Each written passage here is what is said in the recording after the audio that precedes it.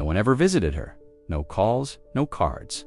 Just another quiet birthday in room to be, until a forgotten lottery ticket changed everything. When 84-year-old Edith Lawrence quietly discovered she'd won $50 million, she didn't tell a soul. At first, what she did next wasn't revenge. It wasn't flashy. It was intentional, quiet, and unforgettable. If you've ever felt invisible, overlooked, or forgotten, this story will stay with you. Because Edith didn't just rewrite her ending, she rewrote an entire town's memory of who she was and what they missed. Before we continue with this story, make sure to subscribe to the channel, as we have a special story that'll be released soon. The fluorescent hallway lights buzzed faintly above the linoleum floors of Cedar Grove Care Center, casting a soft glow on the neatly numbered doors that lined the west wing. Room to be sat halfway down the corridor, just past the fish tank with its 3 tired goldfish and the faded poster advertising Tuesday Bingo. The brass numbers on the door were slightly crooked, one screw loose on the BIW. No one had fixed it in months.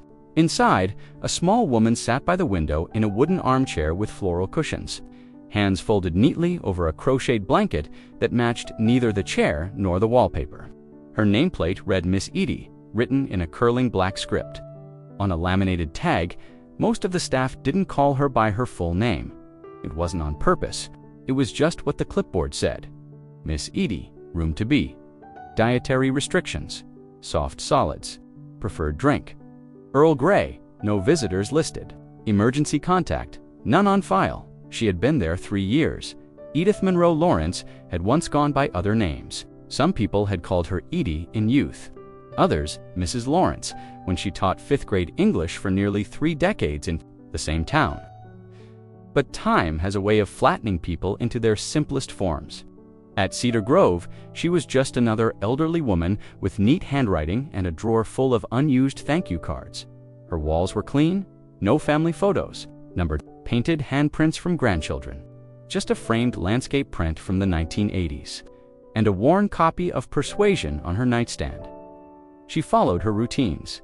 Every morning, Miss Edie rose at 6, regardless of weather or season. She made her bed tight enough to bounce a coin, brushed her white hair into a low bun, and applied a faint dusting of powder to her cheeks. She sat by the window until breakfast was wheeled in a bowl of oatmeal, 1 banana sliced into coins, and a cup of warm tea. No sugar, no milk, just as she liked it. The nurses said she was polite, never pressed the call button unless absolutely necessary, never asked for seconds, never complained.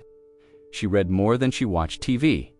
She played the piano in the common room every Sunday afternoon at exactly 3 old hymns, nothing flashy. Her voice, when she chose to use it, was soft and measured, the kind of voice that made people listen, even when they weren't sure why. Some of the younger aides thought she was lonely. Some said she was just private. But most didn't think much at all. There were other patients who required more attention. Donnelly, with his memory lapses, Irene Walker, who screamed during thunderstorms, and Helen May, who needed assistance for every movement. Miss Edie didn't draw attention. She didn't ask, so people gave her what she seemed to want: distance, politeness, and soft, careful smiles. Once Nurse Carol had asked her if she had children, Miss Edie looked out the window a long while. Before answering, "I had a classroom of them," she said. That was plenty. No one pressed further. They rarely did, not out of malice, just habit. Life at Cedar Grove ran on schedules, charts, and quiet repetition. Asking too many questions slowed things down, and Miss Edie didn't invite questions anyway. Twice a month, the mobile library cart stopped by. She borrowed the same authors, each time Austen Dickens, Maya Angelou. She returned each book with a folded piece of paper inside a handwritten quote or a short poem. The librarian, a part-time college student, saved every note without telling anyone. She had a shoebox full of them at home, labeled Room to Be. Some evenings, Miss Edie would hum to herself. Old melodies no one recognized, songs with no lyrics, just fragments of something carried in her bones. The other residents barely noticed. A few even found it soothing. She never spoke of the past.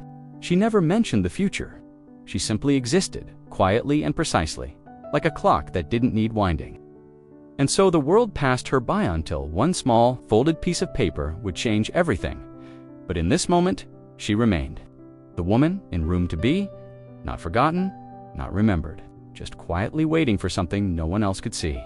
Edith turned 84 on a Thursday. It rained that morning, soft and steady, tapping gently against the window pane in room to be. She had known it was coming, the birthday, not the rain.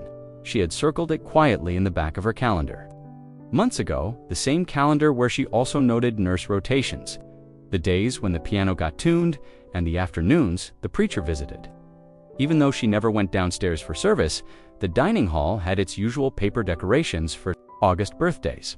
A crooked banner hung from thumbtacks above the juice station. 5 names were written in block letters on a poster board taped to the fridge. "Happy birthday, August residence," it said. Edith's name was the last on the list, written slightly, smaller than the others. Maybe they had run out of space. Or maybe the marker was drying out. Either way, she noticed. She always noticed at 7:30 a.m. A nurse she didn't know well wheeled in her breakfast tray and said, "Happy birthday, Miss Edie," before checking her pulse and scribbling something on her chart. The tray had the usual oatmeal, toast, and a half banana. No candles, no note. Just the usual paper cup of Earl Grey with the little lid she always peeled back slowly to avoid tearing it. Later, Nurse Carol came in with a smile and a small cellophane-wrapped cupcake on a paper plate, vanilla with pink frosting. One of the plastic kind they bought in bulk for communal celebrations. "Didn't want the day to go unnoticed," she said, placing it carefully on the dresser beside the framed landscape. "It's nothing fancy, but I know you like simple things." Edith smiled softly, grateful for the effort. "You remembered, of course," Carol said, adjusting the edge of the blanket near Edith's lap. "You're one of my favorites. You know that?" Edith nodded, unsure how to respond to such a thing. She looked down at the cupcake for a long moment after Carol left. It was starting to lean a little in the heat of the room, the frosting slipping just slightly toward one side. She didn't eat it right away. She placed it near the window and sat back in her chair, hands folded in her lap. No one else came. There was a time, years ago, when birthdays had meant a classroom of construction paper cards, small jars of strawberry, jam from grateful parents, and chalkboard doodles left by students after school. Before that, there had been a husband who cooked badly but remembered every date, a brother who always mailed postcards, a mother who baked lemon cake. All gone now, all memories tucked into drawers she rarely opened. At noon, the activity coordinator came by handing out birthday cards from the Sunshine Committee, a box of generic greetings, pre-signed with bubbly signatures from volunteers who never met the recipients. Edith's card had a kitten on the front batting at a ball of yarn. Inside, the message read, "Wishing you all the joy your heart can hold," followed by a dozen cheerful names in various shades of blue ink. She held the card in her hands, longer than she meant to. Then, as she had done every year since arriving at Cedar Grove, she pulled out a separate envelope from her bedside drawer. It was blank on the outside. Inside was a card she had purchased years ago, before her memory began to slip around the edges. It was simple white lilies on a gray background. No glitter, no glittering font. She opened it and reread the message. She had written to herself long ago in deliberate, graceful script, "To my dearest friend Edith, your presence in the world matters more than you know. Love, always." She looked at it a moment, then set it on the tray beside the untouched cupcake. When Nurse Carol returned at dinner time, she would see the card and say, "Oh, who's it from?" And Edith would smile, a small smile that didn't give away too much, and reply, "Just an old friend." It was easier that way. Easier than saying no one remembered. Easier than explaining that sometimes you write to yourself so the silence doesn't win. Outside, the rain kept falling. Inside room to be, the cupcake remained untouched until evening, when Edith finally picked up a fork and took one bite. Just one. Enough to mark the day. Enough to say she was still here.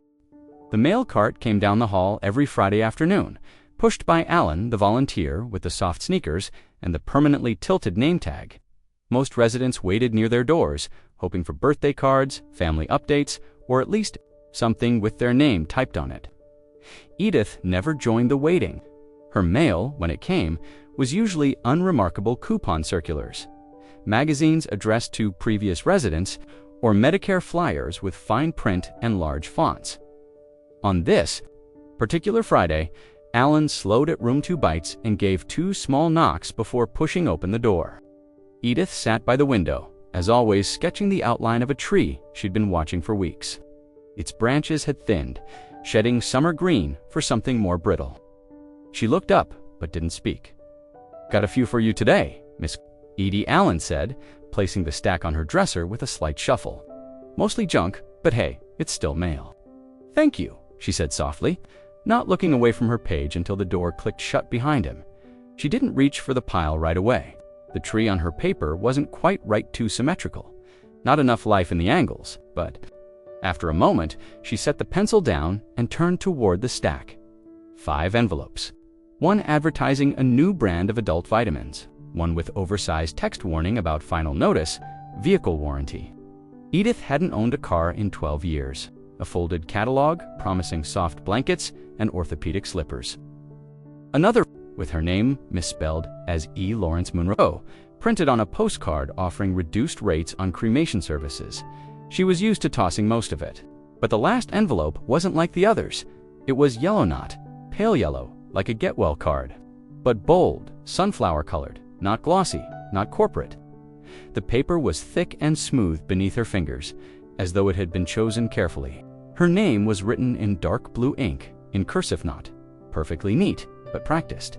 Like someone who still believed handwriting said something about a person. Edith Monroe Lawrence, room to be. Cedar Grove Care Center, Cedar Grove, Vermont. There was no return address, no printed logo or company seal. Just a single forever stamp featuring an old steam engine and a postmark dated nearly 2 months earlier. June 12th, today was August 9th. She turned it over, inspecting the flap, which had been sealed with a faint crescent of wax, now cracked.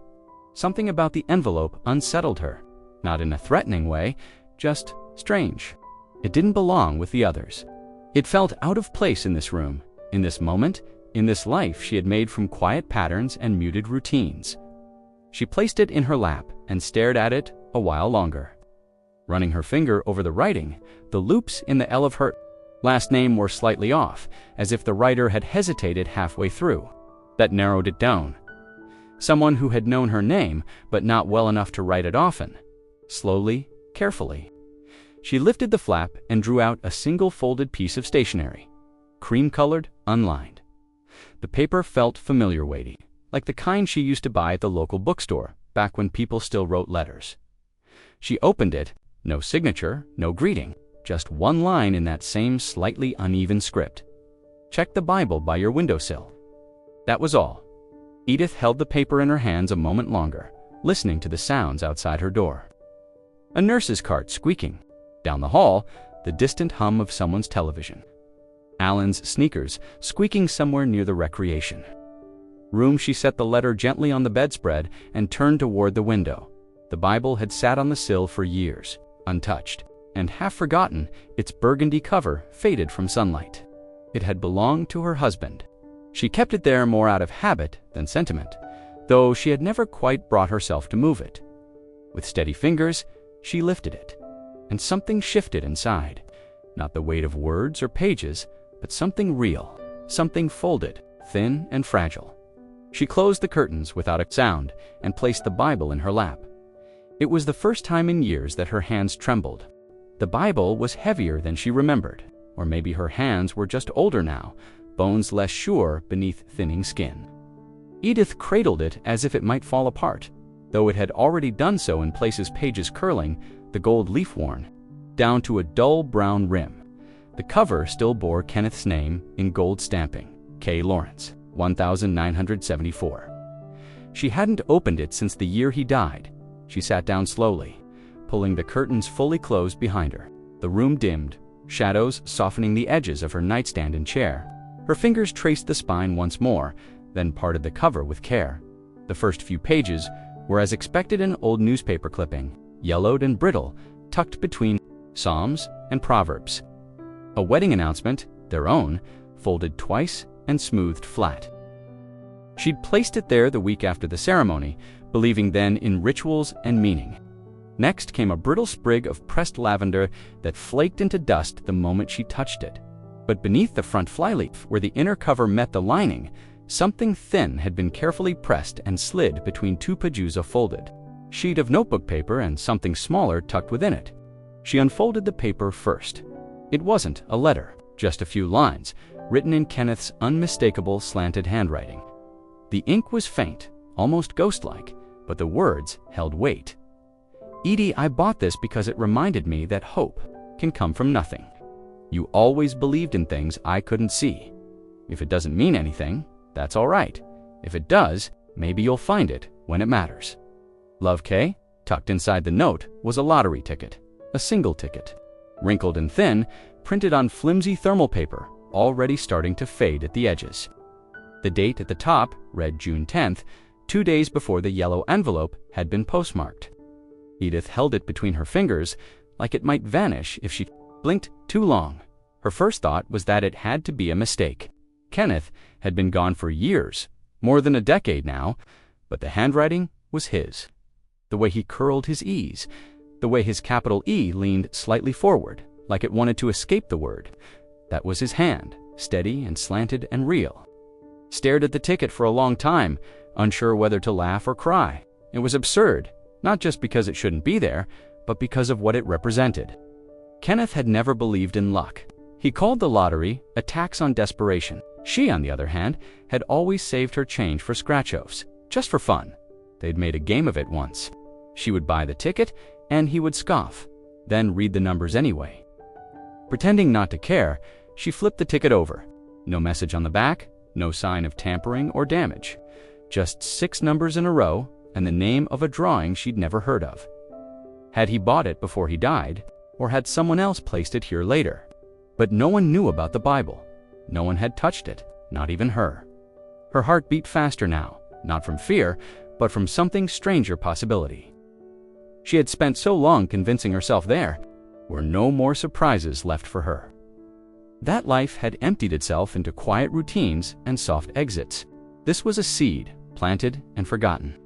Now growing in her lap, she ran her fingers over the numbers, memorizing them without trying.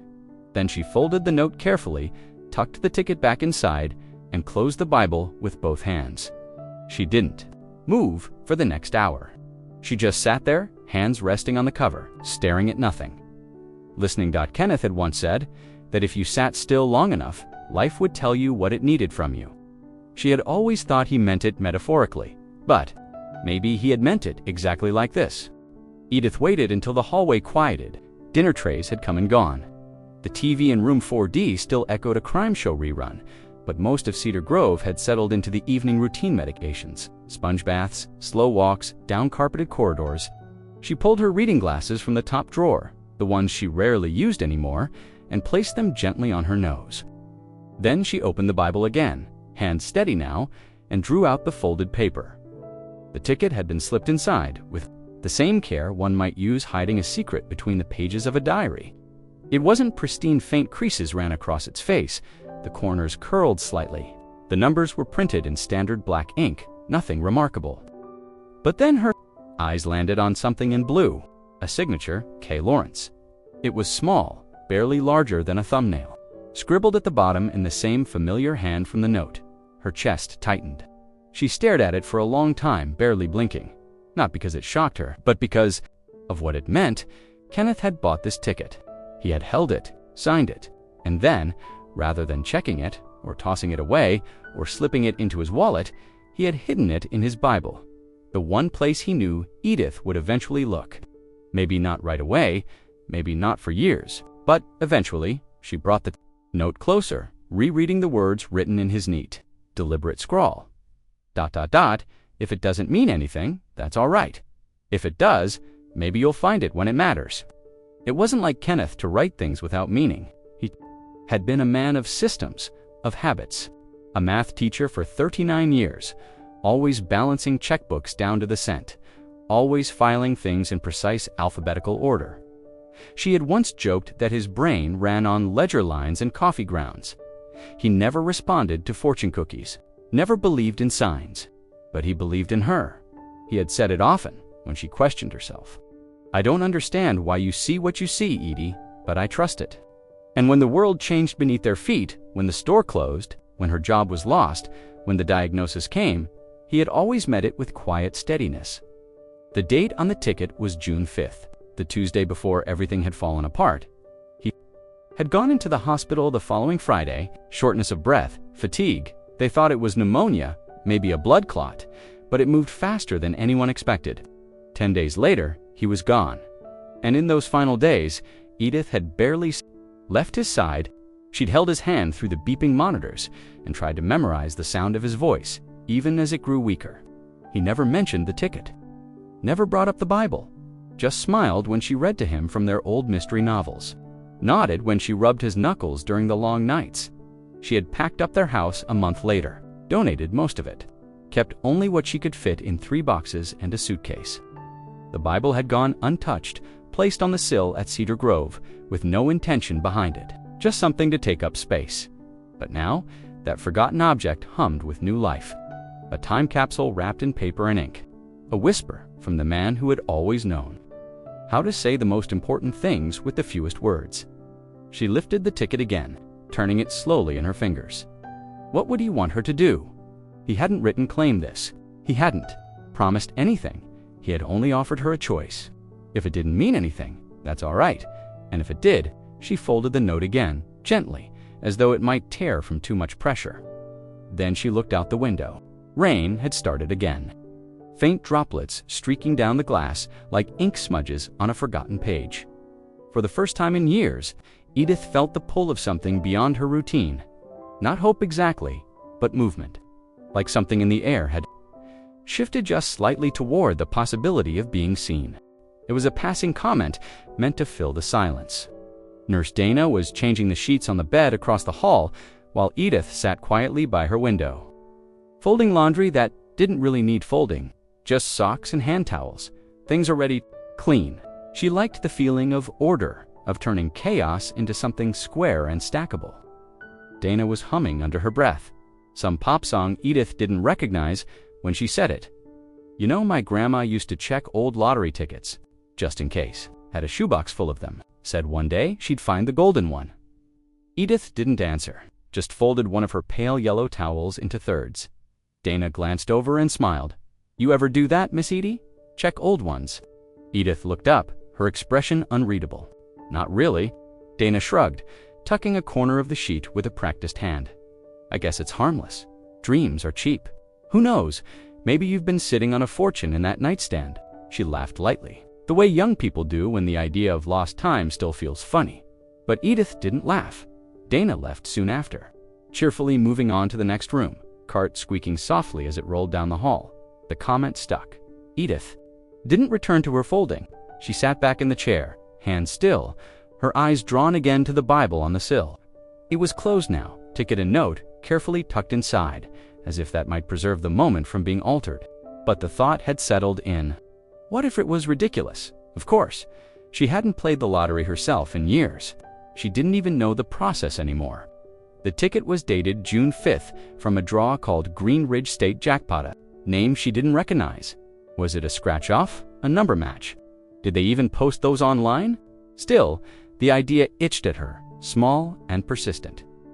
That night, after the halls had quieted and the TVs were turned low and most of the other residents had drifted into light, medicated sleep, Edith rose. She moved slowly, not wanting to trigger the motion sensor light above her door. She pulled the Bible from its place and gently removed the folded ticket. It felt almost theatrical, like something from one of the mystery novels she used to read aloud to Kenneth during thunderstorms. But this wasn't fiction. It was a piece of thermal paper signed by a man who no longer existed. Bearing numbers from a date she couldn't forget, she sat at the small desk beneath the reading lamp and turned on her tablet. It was old and slow, a gift from one of the volunteers 2 Christmases ago. She rarely used it except to read the news or browse gardening blogs she no longer had soil for. Her fingers hovered for a moment, then typed into the search bar, Green Ridge State Jackpot, June 5th, winning numbers. Several results came up. She clicked the official state site, a spinning circle greeted her, then the numbers appeared in bold across the screen. 07, 132-431-4246. She looked down. At her ticket, her breath caught. 0713243-14246, each one in order, each one matching. She read them again. Once, twice, then a third time, her heart thudding in her chest like a forgotten clock restarting.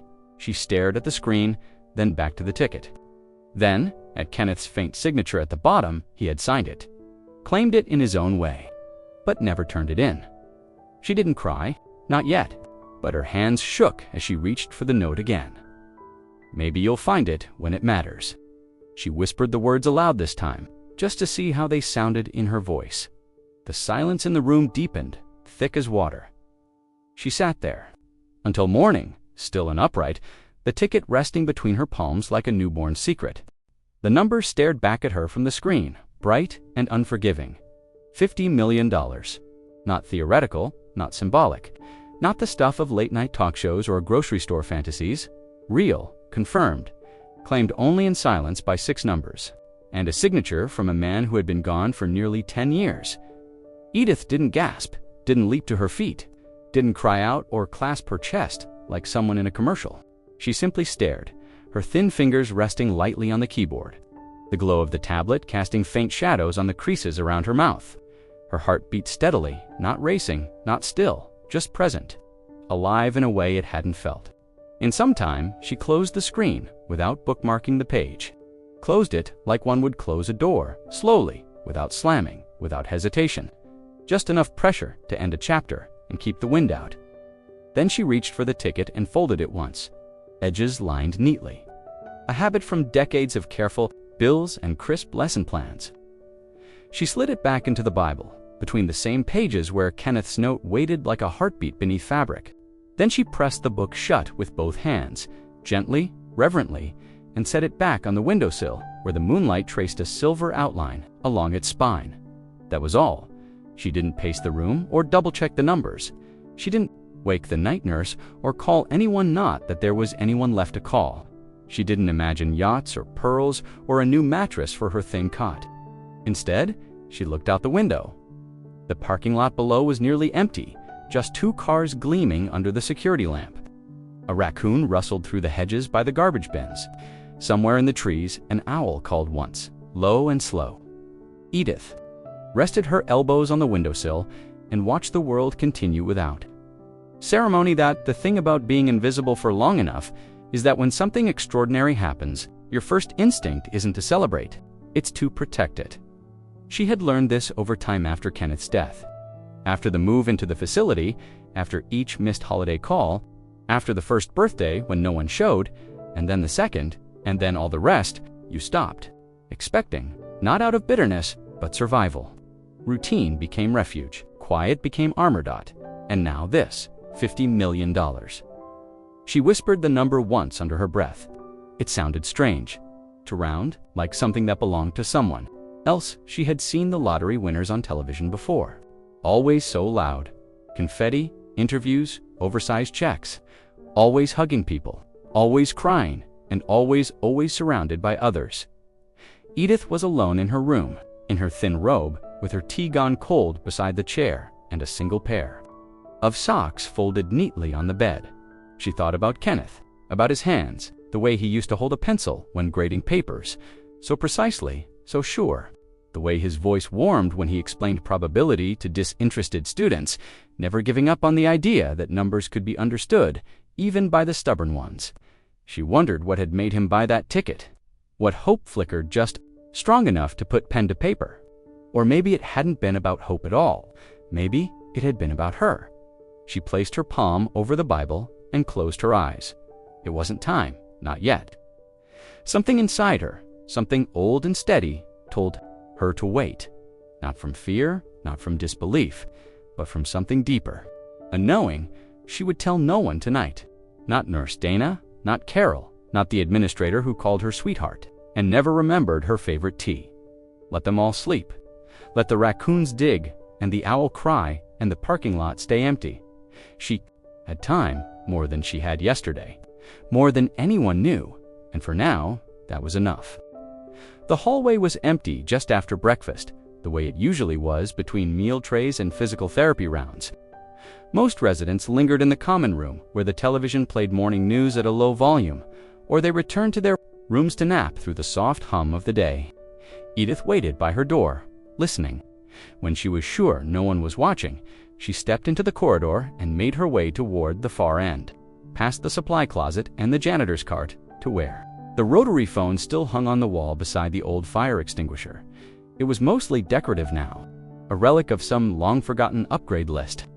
A younger volunteer had once asked why it hadn't been removed, because some people still know how to use it. Nurse Carol had said with a wink in Edith's direction. Edith lifted the receiver and held it to her ear. The dial tone was steady. She let out a breath she hadn't realized she'd been holding. Then, with deliberate care, she turned the dial one number at a time, each spin clicking loudly in the quiet hallway. It was the kind of sound that carried, the kind no one noticed anymore until someone used it. The number she dialed was from an index card she'd kept hidden inside an old gardening book on her shelf. It was written in pencil, faded but still legible.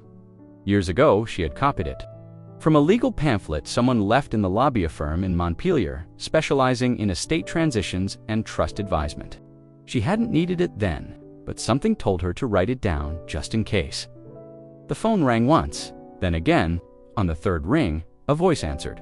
"Good morning, Beckett and Crane Legal Associates." She didn't speak right away. Her fingers traced the spiral of the cord, tight and nervous.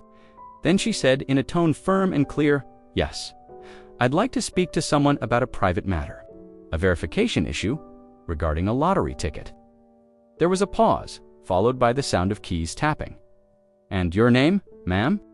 "Edith Monroe," she said, using the name that hadn't been spoken aloud in years. It came out steady, but foreign, like trying on a coat that had once fit but now felt unfamiliar at the shoulders. The receptionist transferred her call. Soft music played, a slow piano version of something classical she couldn't place. When the next voice came, on the line, it was older, male, and cautious. "This is Gerald Crane. You said this concerns a lottery matter." "Yes," she said. "It's regarding a ticket my husband purchased years ago. I believe the winnings were never claimed. The ticket is signed. I found it recently. I'm not sure what to do next." There was another pause. "Do you have the ticket in your possession?" "I do, and the ticket is signed. Yes, in ink. By my husband, Edith Lawrence. Was he the purchaser?" "He was. And you?" "You are his surviving spouse." "I am," she said quietly, "but I did not take his name, not legally." The line stayed silent for a beat. "Would you be comfortable bringing the ticket to our office for review?" "I'm not able to travel easily," she replied. "I'm calling from Cedar Grove Care Center. I'm a resident here." "I see." His tone shifted slightly. Not patronizing, just cautious, as though recalibrating the situation. But he didn't dismiss her. "I could come to you," he said. "No cost for the consultation, just to verify authenticity and discuss next steps. Would tomorrow morning suit you?" "It would," she said. They exchanged no pleasantries, no drawn-out goodbyes, just the necessary details. A time, a room number, her name, again, Edith Monroe. She hung up the receiver gently, the click of the cradle loud in the stillness. Then she stood for a moment longer, alone beside the rotary phone, as if waiting to feel something new rush in. But all she felt was a faint breeze from the overhead vent and the low hum of an old building holding its breath. And still, it was enough. The front desk called at 9:43 a.m. to say a visitor had arrived asking for Miss Edith Monroe. Not Edie, not Mrs. Lawrence. The receptionist, slightly confused, repeated the name twice before asking if that was, in fact, her. Edith confirmed with a simple yes and returned the receiver to its cradle. She smoothed her skirt and moved to the mirror above her dresser. No lipstick, just a dab of powder to soften the shine on her forehead. Her blouse was pressed, her hair pinned back. She had already made her bed that morning, hospital corners tight, as if she expected someone to inspect them. At 10:07, a knock came at her door. He stood there in a tailored tan suit with a briefcase in his left hand and a coat folded neatly over his right arm. He was younger than she expected, early 50s perhaps, thick glasses, clean shave, polished shoes. The kind of man who had spent a career learning how to look composed in rooms where the balance of power was unclear. "Miss Monroe," he asked. She nodded once. "I'm Gerald Crane," he said. "Thank you for speaking with me the other day." She motioned toward the chair near the window. "Please, not yet." Instead, he looked at her as one might look at an unexpected equation, trying to solve something that didn't compute. "You brought the item?" he asked. She rose without a word and retrieved the Bible from the windowsill. Her hands moved without hesitation, opening to the marked page and drawing out the folded ticket and Kenneth's note. She offered them with both hands. He accepted the items, carefully unfolding the paper and adjusting his glasses. His eyes scanned the ticket, then narrowed slightly at the signature. He read the note twice. "I'd like your permission to examine this more closely," he said. "You have a pair of cotton gloves and a folder of reference materials." He spoke little, and she didn't interrupt. Time moved differently in room to be that morning.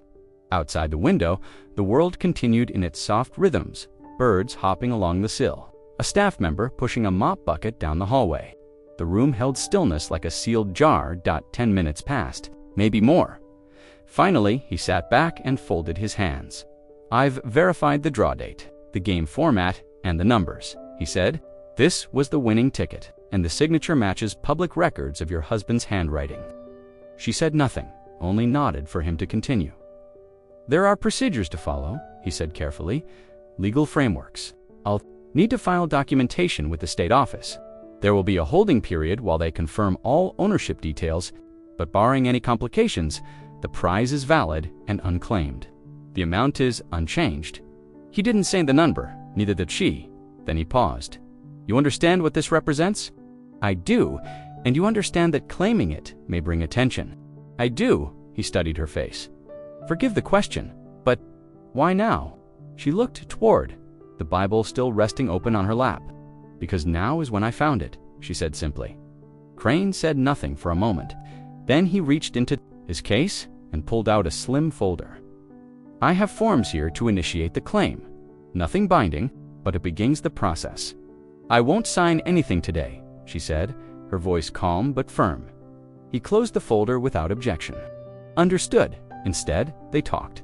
Not about the money, not about taxes or plans or the logistics of wealth, but about Kenneth, about the signature, about how people leave messages when they're gone, even if they don't know what they're trying to say. She told him little, and he didn't pry. "No one else will know until you say so." She nodded as the door closed behind him. Edith remained seated, the folder untouched, the Bible still open, the room unchanged, and yet somehow heavier, not with fear, not even with excitement, but with the quiet realization that the waiting part was over, and now something else had begun. It started with a clipboard. Nurse Carol stood outside the administrator's office, flipping through intake paperwork that had been largely untouched since Edith first arrived at Cedar Grove 3 years earlier.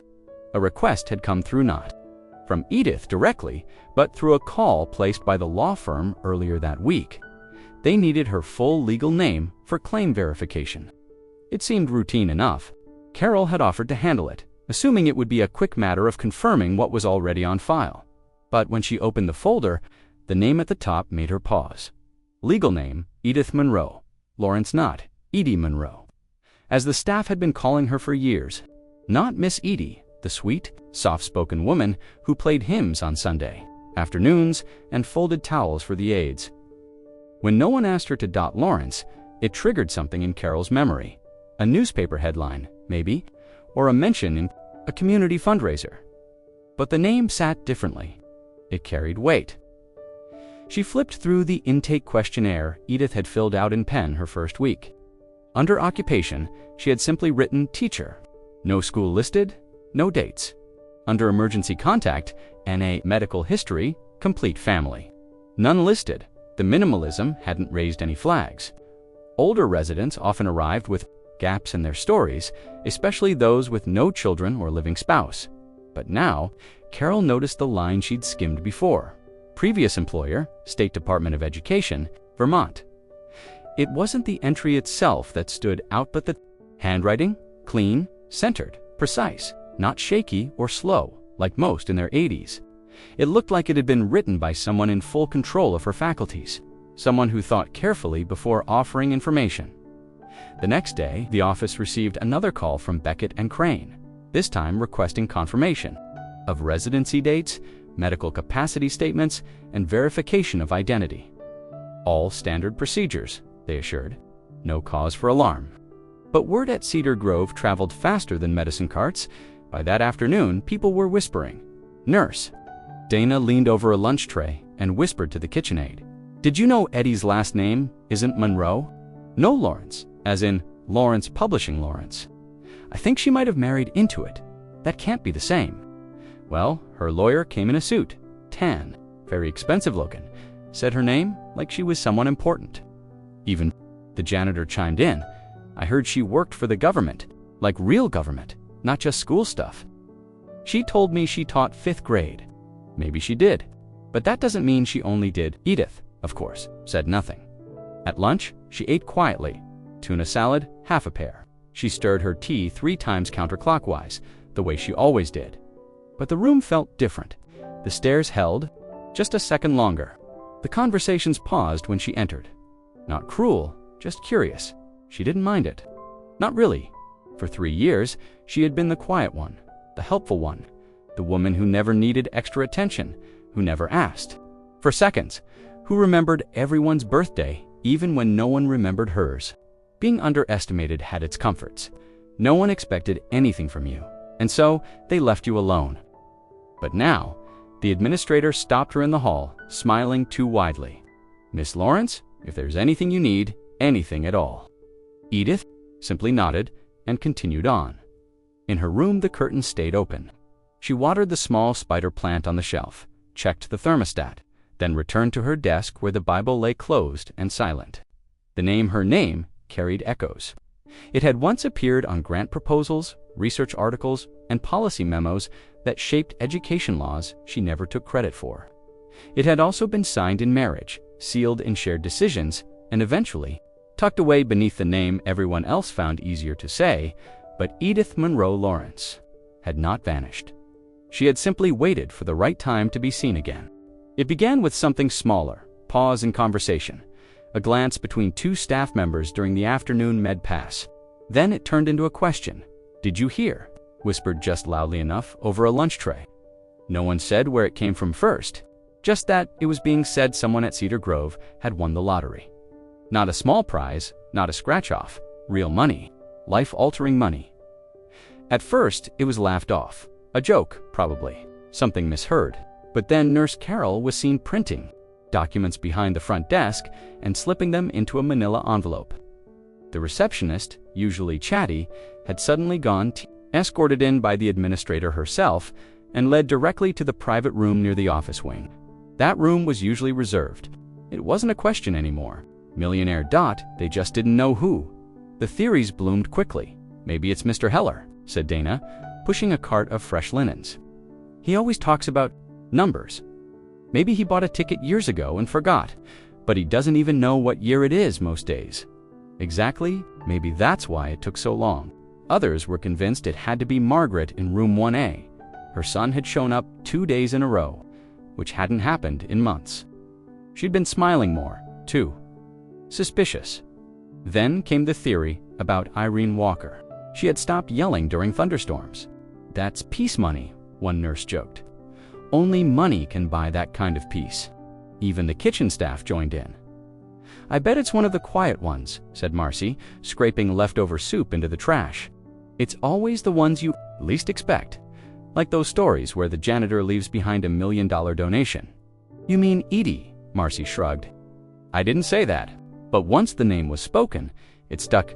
Edie, Miss Edie, room to be. The one who played piano on Sundays, the one who read the paper with her glasses low on her nose, the one who never asked for anything. She wasn't flashy. She didn't wear new clothes or fancy perfume.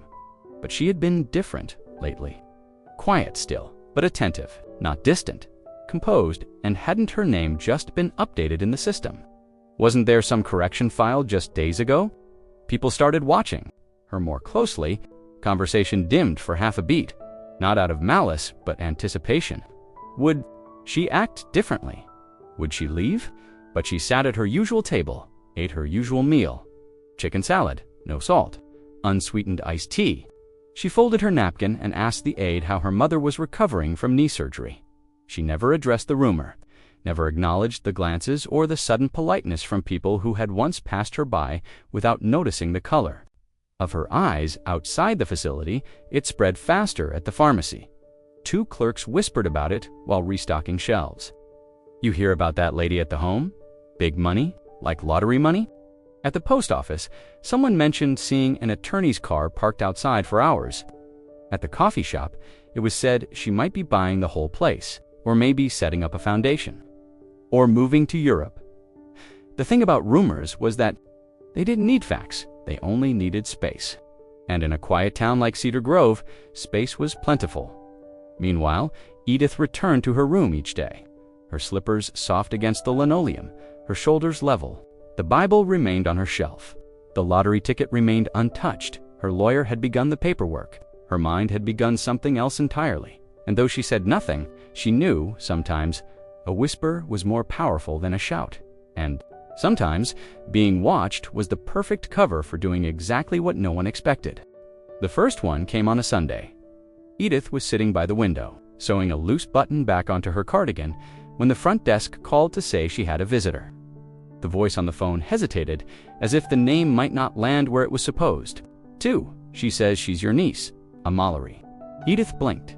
That name hadn't passed through her ears in a very long time. Send her in, she said simply, setting her sewing down. She hadn't seen Mallory in over 15 years, not since the memorial service for Kenneth. Back then, Mallory had been all sharp eyeliner and high boots, tossing around words like legacy and meaning, while checking her phone between condolences. Now, she was softer, hair curled into loose waves, wrapped in a scarf that looked expensive, even if it wasn't Aunt Edith, she said at the doorway. Hands clasped tightly around a bouquet of yellow roses. You look radiant, Edith replied, not moving from her chair. That's a strong word for 84. Mallory laughed a little too loudly and stepped into the room, placing the flowers on the table without asking if Edith had a vase. She sat in the armchair beside the bed, crossing her legs with grace that felt practiced. I've been thinking about you lately, Mallory said. I just felt like I needed to come. After 15 years? I know, she said, with a soft, apologetic look. Life, kids, work, you know how it gets. Edith nodded. She did. They talked for 30 minutes. Mallory asked about the food, the staff, if Edith got lonely. Edith answered politely, sparingly. Then Mallory leaned forward, eyes catching the light just enough to shimmer. I heard you Mitsu've come into something, she said, tone casual but deliberate. I've come into a lot of things, Edith said, mostly quiet, but some luck. There was a pause. Mallory waited. Edith didn't fill the silence. After a few more pleasantries and a promise to come again soon, Mallory left the room with a smile stretched to widened eyes that flicked back. To the Bible on the windowsill before closing the door behind her, 2 days later, another visitor arrived, a man in his 60s with a neat comb-over and a leather coat worn at the elbows. He introduced himself as Curtis, second cousin once. Removed from your mother's side, he clarified quickly, as if Edith might protest. She didn't. Curtis carried a tin of butter, cookies, and a photo album with pictures she'd never seen before, black and white snapshots of family reunions, people in lawn chairs, toddlers with ice cream smears. He spoke of shared blood, of what family really means, and how he'd always admired her strength, even from a distance. He said the word family 5 times in the first 10 minutes. He, too, mentioned the news. Casually, in passing, like someone referencing the weather. He didn't ask directly, but the weight of curiosity hung in the air between them, thick and silent. She offered him a glass of water, and nothing else.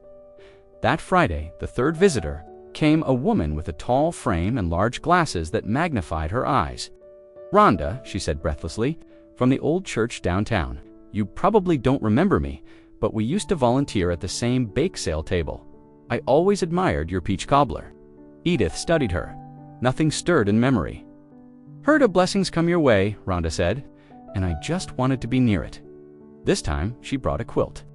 Made it myself, she said proudly. unfolding it onto Edith's lap. The stitching was neat, the pattern charming. It smelled faintly of lavender, but the fabric was still warm to have come from a drawer. Edith suspected it had been sewn in the last 48 hours. All 3 visits followed the same pattern. Smiles, small gifts, conversations filled with nostalgia she didn't share. Then the inevitable curve in the road questions, masked as concern. Phrases like, "Whatever you're planning," or "Maybe there's a way I could help." Time. Edith listened with the patience of someone who'd once taught 5th graders to write essays without using the word very. She offered no confirmation. She made no denial. She smiled, nodded, and watched them go. And when the room was quiet again, she returned to her sewing, or her sketching, or her tea, whichever small ritual felt most like herself, because that was the thing about money. Even unspoken, it made ghosts return with flowers, and strangers claimed they knew your favorite hymn, and Edith, who had been invisible for so long, finally understood the strange weight of being shone but not quite known. The teacups were always clean. Edith made sure of that. Even in a place where most residents drank from plastic tumblers or let their mugs linger too long under beds, she kept her set wrapped in a white towel, tucked in the bottom drawer beside. Her sweaters, bone china, ivory rimmed with gold, a wedding gift. They had survived decades, 3 moves, 1 fire, and now a nursing home. She brought them out only when visitors came. And now, for the first time in years, the cups were getting regular use. Her guests didn't seem to notice their elegance. They admired the room, remarked on how tidy it was, how peaceful. They complimented her scarf, her choice of flowers on the sill. The little touches that made room to be feel more like a living room than a waiting room. But Edith noticed other things. How Mallory tapped her nails on the armrest, scanning the room. Between sentences, how Curtis always positioned himself so he could glance at the drawer where Edith kept her Bible. How Rhonda kept correcting herself, backpedaling when she misspoke, trying to sound more familiar than she was. They came with compliments and awkward laughs. They brought banana bread, framed photos, crosswords. They talked about family reunions, long summers, and church picnics. Their memories came like rehearsed lines in a play Edith hadn't been cast in. And each time, after the tea was poured and the small talk worn thin, she asked the same question. "Do you remember the last time you visited me?" She didn't ask it with bitterness. There was no judgment in her tone, just quiet, genuine curiosity. Mallory blinked, mouth parting slightly. "Oh gosh, it must have been." She trailed off, then smiled as if the answer was a fun mystery. "Maybe. When Uncle Kenneth passed," she said, "or no, wait to her birthday years ago. I brought you that scarf." Edith nodded politely.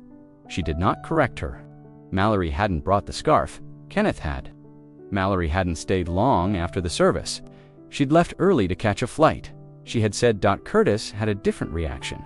The last time, he said, "I don't think I've ever been here, honestly. I always meant to, though. You know how life gets. But I always asked about you. Aunt Jean used to give us updates." Edith folded her hands on her lap. "Jean passed 6 years ago," Curtis said, eyes flicking downward. "Right, yes, I forgot." Rhonda hesitated longer than the others. Her hands were wrapped tightly around the cup, her tea untouched. "I suppose it's been, well, ages," she said finally, "but I've prayed for you." "Every week," Edith smiled. "That's kind of you." The room would settle into a hush after that question, the same hush that followed a confession in church, because it was not just the question that mattered, but what it revealed. There had been no visits, no phone calls, no cards, no birthdays remembered, no holidays shared. Years of silence could not be bridged by banana bread or lavender quilts. But Edith did not scold. She poured tea. She asked about their children, their work, their health. She gave them time to speak.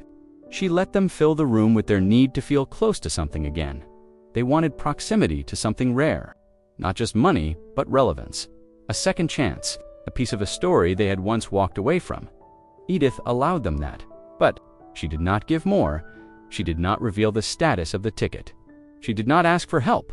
She did not say what she would do next, because it wasn't about the money, not really. It was about presence and the cost of absence. Her question was not a test, it was a mirror. The whiteboard on Edith's door had always been a polite formality.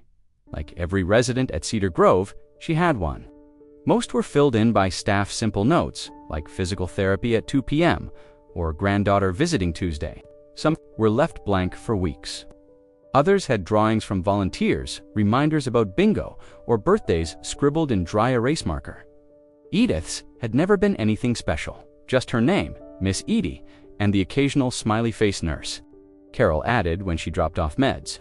It was one of those small, ignoble details that blended into the hallway, until the morning she changed it herself. Carol noticed it first during morning rounds. She stopped mid-step, squinting at the writing. In Edith's careful, deliberate hand, the message read, "If you need anything, please ask Nurse Carol. I'm busy living." The marker was blue, neat, centered, underlined once. Carol stared at it for a moment longer than she meant to. Then she smiled. By the time lunch came, 3 other staff members had paused to read it. One snapped a photo. At dinner time, the whiteboard had become a quiet attraction. Residents wheeled themselves a little slower past room to be, glancing sideways. Some chuckled softly, others looked confused. A few nodded to themselves as if the phrase stirred something they'd forgotten. Inside her room, Edith didn't explain, she peeled an orange by the window. She adjusted the hem of her pants. She pressed a fresh sheet of stationery onto the desk and began writing a list, her own list not for groceries or appointments, but for something else, something longer. People began knocking more cautiously after that. Nurse Carol entered that evening with evening pills and smiled. "Busy living, huh?" Edith looked up. It seemed like the right thing to say. "Well, I've been promoted," Carol said, setting the cup down. "Official gatekeeper to your new lifestyle. I trust you to manage the door." They both laughed a little. Too long, it felt good. Carol glanced down at the table, at the paper where Edith was writing. She didn't ask what it was. She didn't need to know. The lines were filled with names. Not family, not friends, but places, organizations, causes, one by one, in neat cursive. A different kind of family. The kind that wouldn't knock only after rumors got outside. The whiteboard stayed untouched for days. No one erased it. No one dared to write over it. It became a kind of declaration. Not flashy, not loud, just enough. Eventually, the aides began using the phrase jokingly, "I'm busy living." Miss Edie once said, rolling a med cart past her door, "Can you believe I forgot to pack my lunch again?" Edith had begun to walk the hallway more slowly, more deliberately, not because of pain, but because she noticed things now.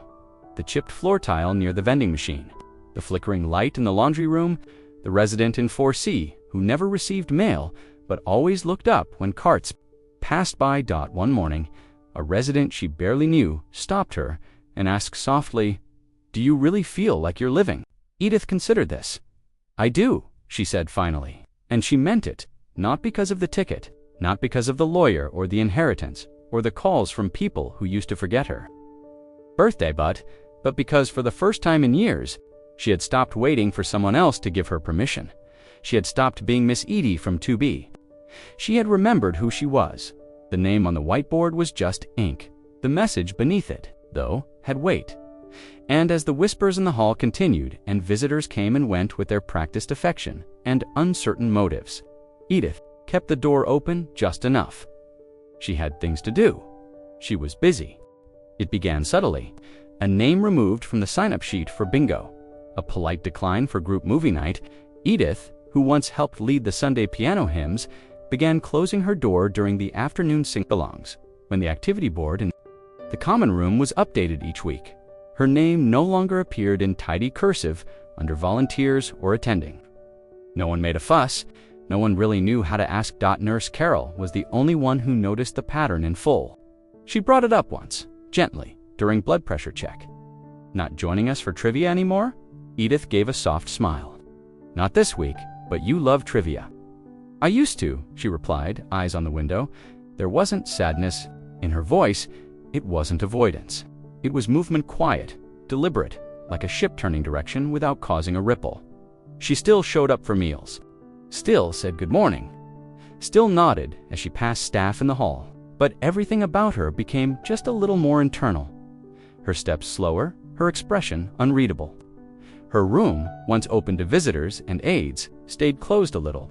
Longer each day, inside something else was forming. A new box had appeared in the corner of her closet. Not the kind used for storage, but the kind that held plans. Files, notes, names.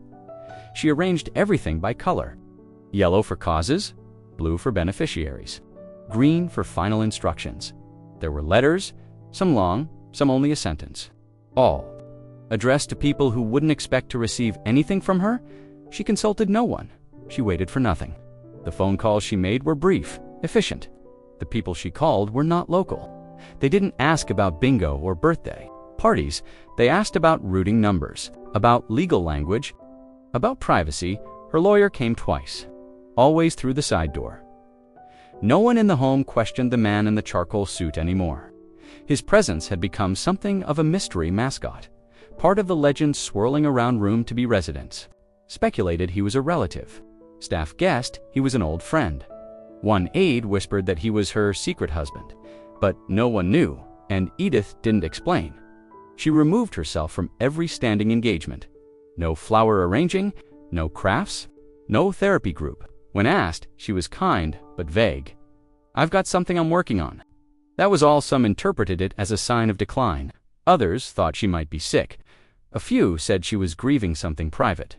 But no one understood that what she was doing had less to do with loss and more to do with legacy. She started waking earlier, not because she had to, but because she wanted to. At 5:30 in the morning, while the halls were dark and the building breathed its mechanical sighs, she sat by the window with a cup of weak coffee and a black notebook.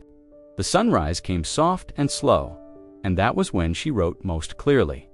Her handwriting was steady, her thoughts focused. She wrote letters to strangers who had written books that saved her life in her 20s, people she never met, who had run organizations she quietly supported, old students she'd taught to read. She found some of them through public records, others through charity contact forms. To the children's library downtown, she left instructions for a wing to be renovated in her late husband's name. To the janitor who had helped her after a fall in the hallway 2 years ago, she earmarked a check he would receive by mail with no return address. To Carol. She drafted something she had not yet signed. It sat near the top of the folder, waiting. Every line she wrote carved away a version of her the world had forgotten. The woman who had sat quietly for birthdays alone, who received other people's charity and forced herself to smile. That woman had not disappeared. She had transformed. This wasn't about revenge. It wasn't about spectacle. It was about agency. Edith wasn't withdrawing from life. She was stepping into it with both hands full, and no one would see it coming because no one had bothered to see her before. The journal was small, with a soft blue leather cover that had dulled over time from the touch of her hands. It wasn't new. Edith had found it buried beneath sweaters in the bottom of her dresser drawer, still wrapped in the tissue paper it had been gifted in, a birthday present from someone she no longer remembered, with a card that simply read, "For your thoughts." She kept it beside her bed now, not on the nightstand where the nurses might straighten it out or stack it beneath brochures, but tucked just under the edge of her pillow where her hand could find it each night without rising. She wrote when the halls quieted, after the last clinking of dinner trays had been carted away and the television down the hall buzzed faintly with reruns. When the shadows stretched long across her ceiling and the lights dimmed low, she opened the journal, uncapped her pen, and began. The first page bore only one line, to the ones who waited. She didn't explain who they were. She didn't need to. On the second page, she began again, slower, fuller.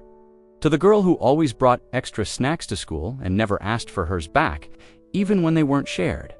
You taught me generosity before I had a word for it. Each page followed that rhythm, quiet acknowledgments to the forgotten. Not names, just impressions, moments.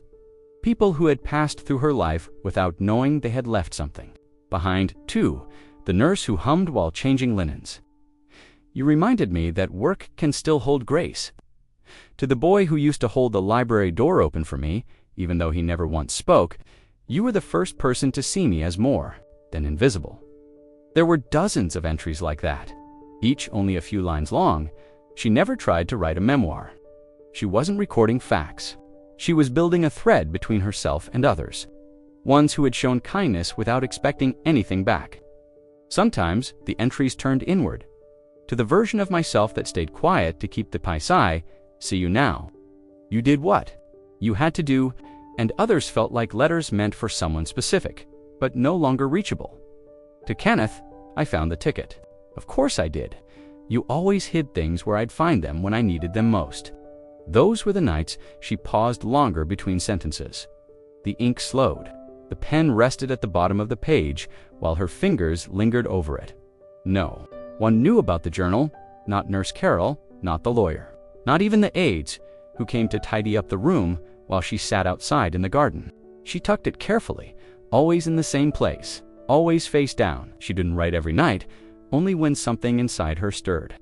When the day carried a conversation or a glance or a sound that reminded her she was still very much in the world. The journal never once mentioned money. Not the ticket, not the plans, not the visitors, whose names she now kept on a separate list by her desk. Because this book wasn't about wealth, it was about weight, the weight of memory, of all the unnoticed things that stitched her life together, thread by invisible thread. One evening, just after the sun had dipped below the trees and a soft storm had started to patter against her window, Edith wrote something longer than usual. Her pen didn't lift from the paper for nearly 5 minutes. To the ones who waited. I see you now. I was you. I know the ache of watching others pass, of wondering if your turn ever comes. But you are not forgotten. Not by the ones who carry your kindness quietly forward. She stopped there, closed the book, set the pen down. The room was still. Somewhere down the hall, a laugh echoed from the television room. Life continuing. No fanfare, no announcement, just a woman into be writing. Truth into pages no one asked her to keep. At first, no one thought much of it. Edith approached Nurse Carol one morning with a request written on a folded piece of paper, her handwriting clear and direct. It wasn't a grocery list. It wasn't for a doctor's appointment. It simply, read, could you help me arrange a ride to the Cedar Ridge Youth Home this Friday? Carol looked up from the medication card, the foster center. Edith nodded once, as if it were the most ordinary thing in the world. Yes, I'd like to bring them something. When Friday came, she was ready by 8:30. No cane, no wheelchair, just her pressed slacks, a blue cardigan, and a tote bag filled with books. Some were classics, others worn copies of children's stories. She had written notes in the margins of a few, simple ones.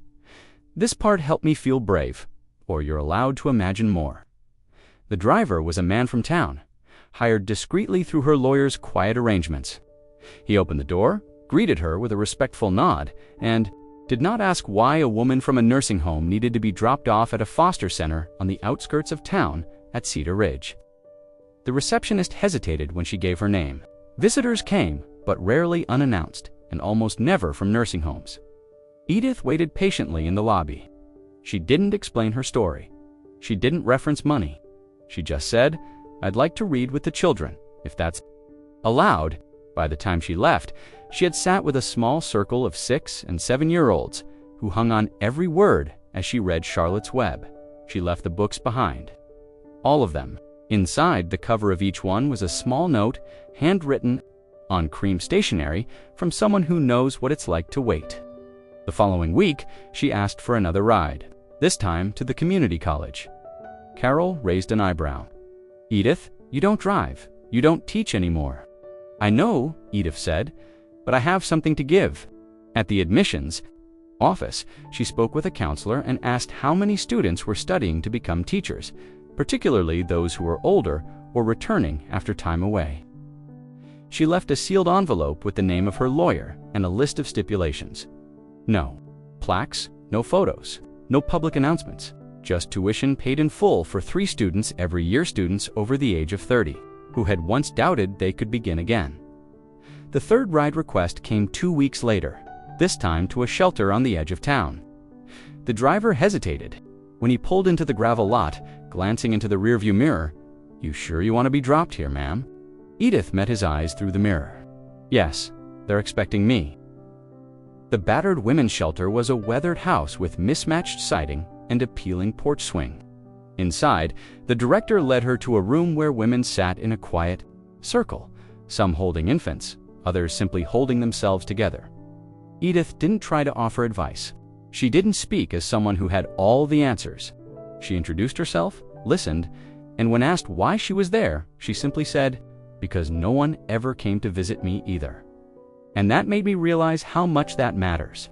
She left behind prepaid grocery cards, a washer and dryer were delivered 2 days later. A locksmith repaired the broken back door by week's end.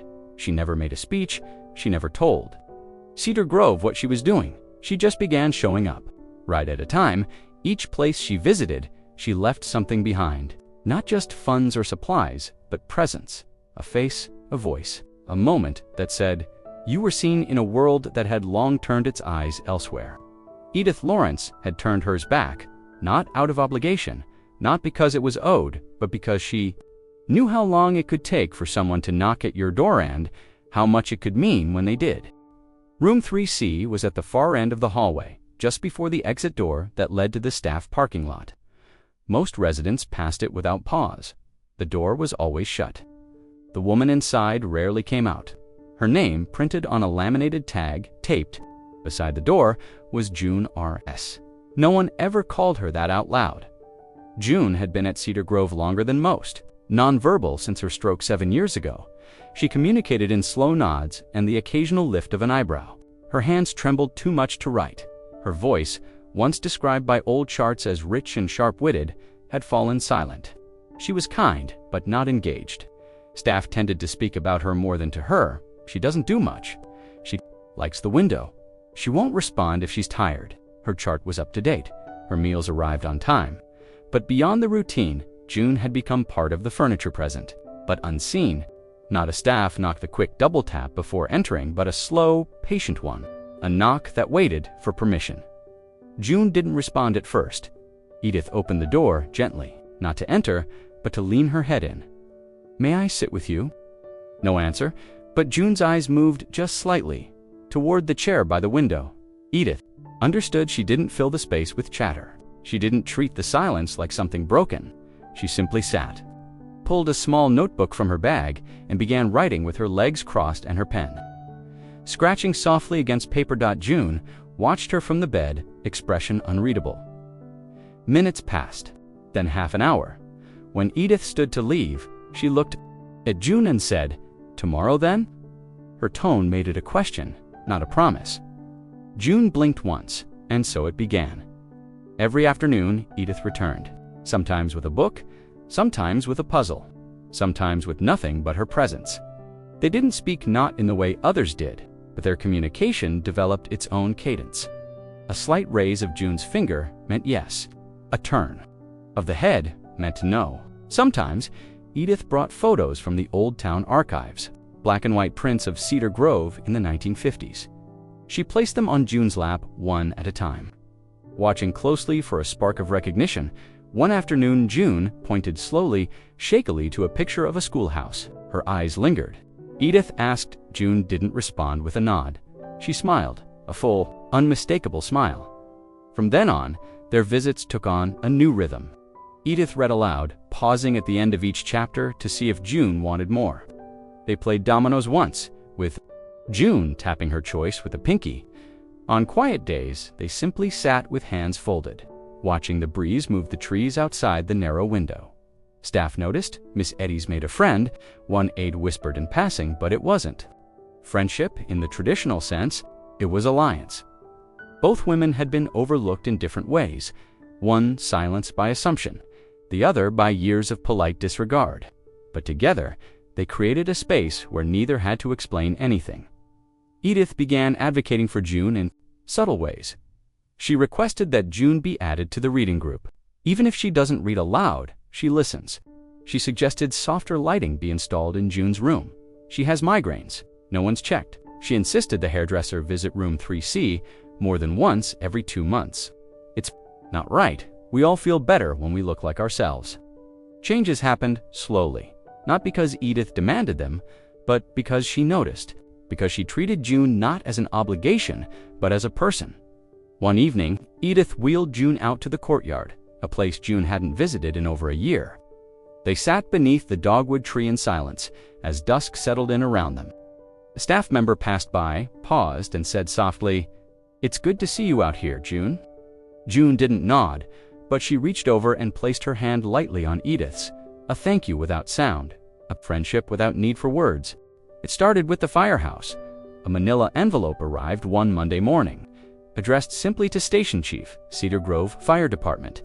Inside was a cashier's check for $75,000 and a typed letter on unmarked paper. The funds were to be used for new protective gear, particularly for volunteers over the age of 50. The only condition, a framed photo of Edith's late husband, Edith Lawrence, be placed above the station's coffee maker with the caption, "In memory of the first to run in." The chief didn't know who Kenneth was. No one at the department recognized the name, but the money was real. The terms were harmless, and the gear had been desperately needed. A week later, the library received a similar envelope. This time the donation was for $42,000, designated for the children's section specifically for books by authors who had once been banned or challenged.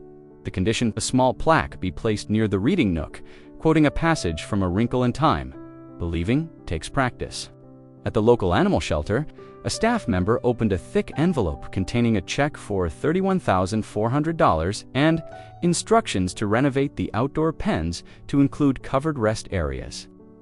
The donor specified that the shelter's oldest cat, a nice tabby named Jasper, be given lifetime residency with no risk of adoption.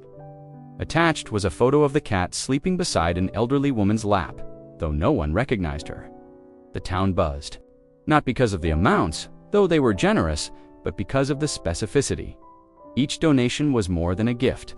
It was a story, a memory embedded into a transaction, a quiet shaping of the town's spaces in ways that felt deeply personal but entirely untraceable. The high school received $100,000 to restore its neglected theater auditorium. The stipulation, a seat in the second row. Center was to remain permanently unsold, marked only by a brass plate that read, "Reserved for the student who dared." At the community college, the English department received new laptops and a full year's funding for a program called Second Voices, aimed at older women returning to school. The requirement, one student each semester had to write a piece reflecting on what it means to be erased and what it means to be remembered. Even the town park got a surprise. Maintenance crews arrived one morning to find a delivery of handcrafted benches and freshly planted rose bushes. No card, no announcement, just a note scrawled on the back of a planting guide. For those who sit alone, may they always have beauty beside them. No one claimed credit. The local paper published a half-page spread under the headline, "The Giving Ghost of Cedar Grove," with theories ranging from a long-lost philanthropist to a reality show stunt. But no one found the source. The donations came every week. Sometimes small $2,000 for the church piano to be tuned regularly. Sometimes substantial $250,000 to the town hospital for free mammograms for women over 70. What linked them wasn't the money. It was the intimacy. Each one touched a place where something had once been neglected, forgotten, or deemed not urgent enough. A janitor at the town hall found a crisp envelope in his locker with a prepaid vacation voucher to the Smoky Mountains. No one knew how the donor even learned his name. Inside the nursing home, Edith made no mention of the town's sudden generosity. She continued her walks, her visits with June, her early morning coffee beside the window. She still wore the same faded cardigans, still helped set up chairs for group events she no longer joined. But once, while waiting in the hallway for her ride, Nurse Carol sat beside her and asked quietly, "Have you heard about all the donations lately?" Edith looked ahead, hands folded in her lap. "Sounds like someone really sees this town," Carol added. Edith smiled, almost imperceptibly. Then she turned and said, "It's a nice thing to be seen, but it's even nicer to see clearly." The ride arrived. She stood slowly, steady on her feet, and with that, she walked out the door, leaving behind no credit, no explanation, and no doubt that someone, somewhere, had chosen to rewrite what remembrance looks like. It appeared on a Tuesday morning, placed carefully atop the folded afghan at the foot of her bed. A small box, square, faded leather, the kind of box no one uses anymore. There was no tag, no note, nothing on the lid, At first glance, it could have been from one of the aides, perhaps something they'd meant to leave for another resident. Edith didn't touch it right away. She stared at it for several minutes as the sun began pouring through the east window and caught the corner seam of the box with a flicker of gold. When she finally opened it, her hands were steady. Inside was a man's watch. Gold casing, cracked leather band worn down near the buckle, and a faint engraving on the underside. To Kenneth, keep time with me, E. Her breath caught, not loudly, not in a dramatic gasp, just a quiet stalling of air as though her body needed a moment to remember how to move. She lifted the watch gently, as if it might still tick if held the right way. It didn't. It hadn't for years.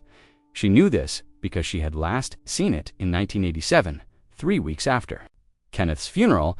She remembered the exact day she had walked into Morgan's Pawn and Trade on East Main, a place she had never entered before and never entered again. They were late on the mortgage. She had no job at the time, no family willing to help, and too much pride to ask for favors. The man behind the counter hadn't asked questions when she placed the watch on the black velvet pad. He examined it with the same blank eyes he gave to brass candlesticks and scratched records. He offered her $40. She said nothing, just nodded. When she left the shop, she didn't cry. She didn't think she had that right. The memory had never left her. It was one of those losses that didn't register until years later, when everything else had gone quiet. She never told anyone she had pawned it, not even the lawyer, not even Kenneth's brother who called once a year for Christmas. The engraving was something only she would recognize, something they'd added as a joke after their second anniversary. "Keep time with me," she'd written, not knowing how little time they'd actually have. So to see it now, decades later, perfectly preserved, laid quietly on her blanket, wasn't just unexpected. It was surreal. She didn't ask anyone. She didn't question Nurse Carol or the aides or the staff at the front desk. She didn't check the hallway cameras. She didn't call the lawyer, because whoever had returned it knew not just what it was, but what it meant. Knew the exact bed to place it on, knew that no explanation was needed. That evening, she sat at her window with the watch in her lap. The room was quiet, except for the occasional creak of the radiator and the distant hum of a television game show down the hall. She didn't cry, but she did hold the watch with both hands, pressing it against her chest like a slow heartbeat. Not because she believed it still worked, but because it had returned. Returned when she no longer asked for anything, returned after the world had forgotten it. Returned without price, without receipt, without any demand for gratitude. The following morning, June noticed it first. Edith was wearing it loosely, the strap barely buckled, the face turned inward toward her wrist. She didn't mention it, neither did June, but the corner of June's mouth lifted ever so slightly. Later that week, Edith tucked the empty box into the bottom drawer of her dresser, beneath a stack of winter scarves. She didn't lock it away. She just placed it where it belonged, back in her life, but no longer a weight she had to carry. There were still no notes, no acknowledgments, no clues as to who had made it happen, just a returned watch, and a moment in untraced that told her someone still remembered what she'd given up to keep going. The town expected it. A new car, a fancy coat, maybe a recliner delivered to her nursing home room with buttons that heated and lifted. Rumors floated through Cedar Grove like dandelion seeds. "She's going to move into one of those new lake homes," someone said at the pharmacy. "I bet she'll be on TV by the end of the month," another whispered in line at the post office. And yet, day after day, Edith remained in room to be. Her slippers still soft and worn, her sweaters buttoned to the collar, her hair brushed back the same way it always had been. Not a single delivery came for her. No new jewelry, no shopping sprees, no hired stylists. Her meals remained unchanged, and her routine stayed untouched. She still drank chamomile tea at 3 p.m. and read her Bible in the mornings with a red ribbon marking her place. When the topic came up, when staff joked about what they'd do with millions, she simply smiled and nodded, never adding to the conversation. But something else began to shift, quietly, in ways that didn't point back to her. One morning, Nurse Carol came to work with eyes still swollen from tears. She didn't say much. She moved a little slower. Her smile didn't reach as far. At lunch, she sat in the break room longer than usual, staring at her phone. Edith watched her from the hallway, sitting in her usual spot near the window. Later that day, Carol tucked a fresh blanket around Edith's legs and adjusted the blinds, letting in more light. Edith asked, her tone light but steady. Carol nodded. Just life things. Edith didn't press. She never did. A week passed, then two. And then, one afternoon in early spring, Carol rushed into the nurse's station holding an envelope. Her hands trembled as she opened it, her eyes scanning the letter inside. Her colleagues watched, uncertain whether it was bad news or something else entirely it was. Something else? Her daughter, Elise, had been offered a full scholarship to the university she'd been dreaming about for 3 years. Tuition, books, housing all covered.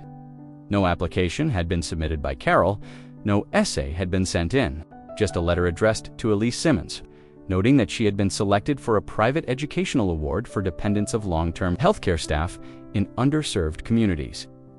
Carol's hands covered her mouth. She looked around, blinking, fast, trying to understand. She held the letter close to her chest. Edith didn't say a word. That evening, Carol stopped by room to be, as usual. She checked vitals, fluffed pillows, and sat on the edge of the bed.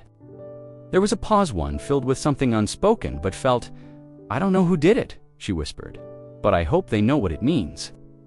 Edith looked at her with eyes that didn't pretend to be surprised.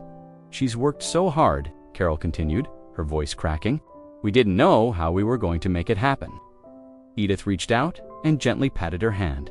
Maybe someone else did. There was no plaque, no donor list, no fund named after a foundation or a legacy, just a sealed letter from a law office no one in Cedar Grove had ever heard of, and a scholarship that arrived like rain after a long dry season.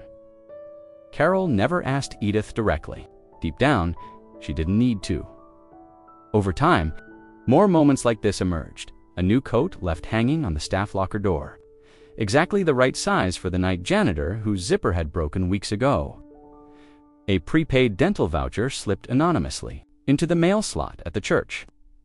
Covering the surgery for the Reverend's youngest son, a replacement wheelchair for June, arriving with a note that simply read, "This one turns without a fight." But none of it went to Edith, not a thing. Her room stayed small, her meals the same, her schedule unchanged, because she wasn't building a new life for herself. She was mending the ones that had quietly held her up all along. The folding chairs were uncomfortable, as always. The air inside the Cedar Grove City Hall was stuffy with the faint smell of old paper, floor wax, and the burnt coffee that had been sitting in the hallway earned since early morning. A whiteboard. At the front of the room listed the agenda for the day. Redevelopment proposals, budget reallocation, property tax grievances. It was mostly the same people in the room. A councilman with his shirt cuffs rolled, the town planner flipping through, a binder too big for its clip, a few small business owners with polite but tight expressions. These meetings rarely drew public attention. Most residents watched from home if they watched at all. No one expected anyone from the nursing home to show up until Edith did. She arrived without fanfare. No announcement, no introduction, just Nurse Carol holding her elbow as she stepped up the front stairs slowly. A neutral cardigan drawn tightly over her shoulders. She signed in at the guest book as E.M. Lawrence and took a seat in the third row from the back. People turned, subtly at first, then with clearer recognition. A few murmurs passed between the council staff. One of the assistants whispered something to the mayor, who glanced up from his notes, eyebrows raised. Still, the meeting proceeded. The first few topics came and went. A developer proposed demolishing the old train depot to make space for condominiums. Another speaker wanted to reduce the funding for the town's library, citing underused. The conversation turned to what could be done with a long vacant lot near the center of town, overgrown, boarded up, and known mostly for attracting litter, and the occasional stray dog. When the floor was opened for public comment, a few people stood. Some made predictable remarks. Others offered tired suggestions. The board nodded along, writing little dot. Then Edith stood up. She used her cane, steady and slow, and made her way to the microphone. The room, which had held a low hum of shuffling papers and shifting chairs, fell still. "Good evening," she said, her voice clear but quiet. No one interrupted. "I don't want to take much of your time. I know these meetings are long." Several heads tilted. A few pens were placed down. "I moved here in 1956, she continued. Back when the bus still ran to the depot.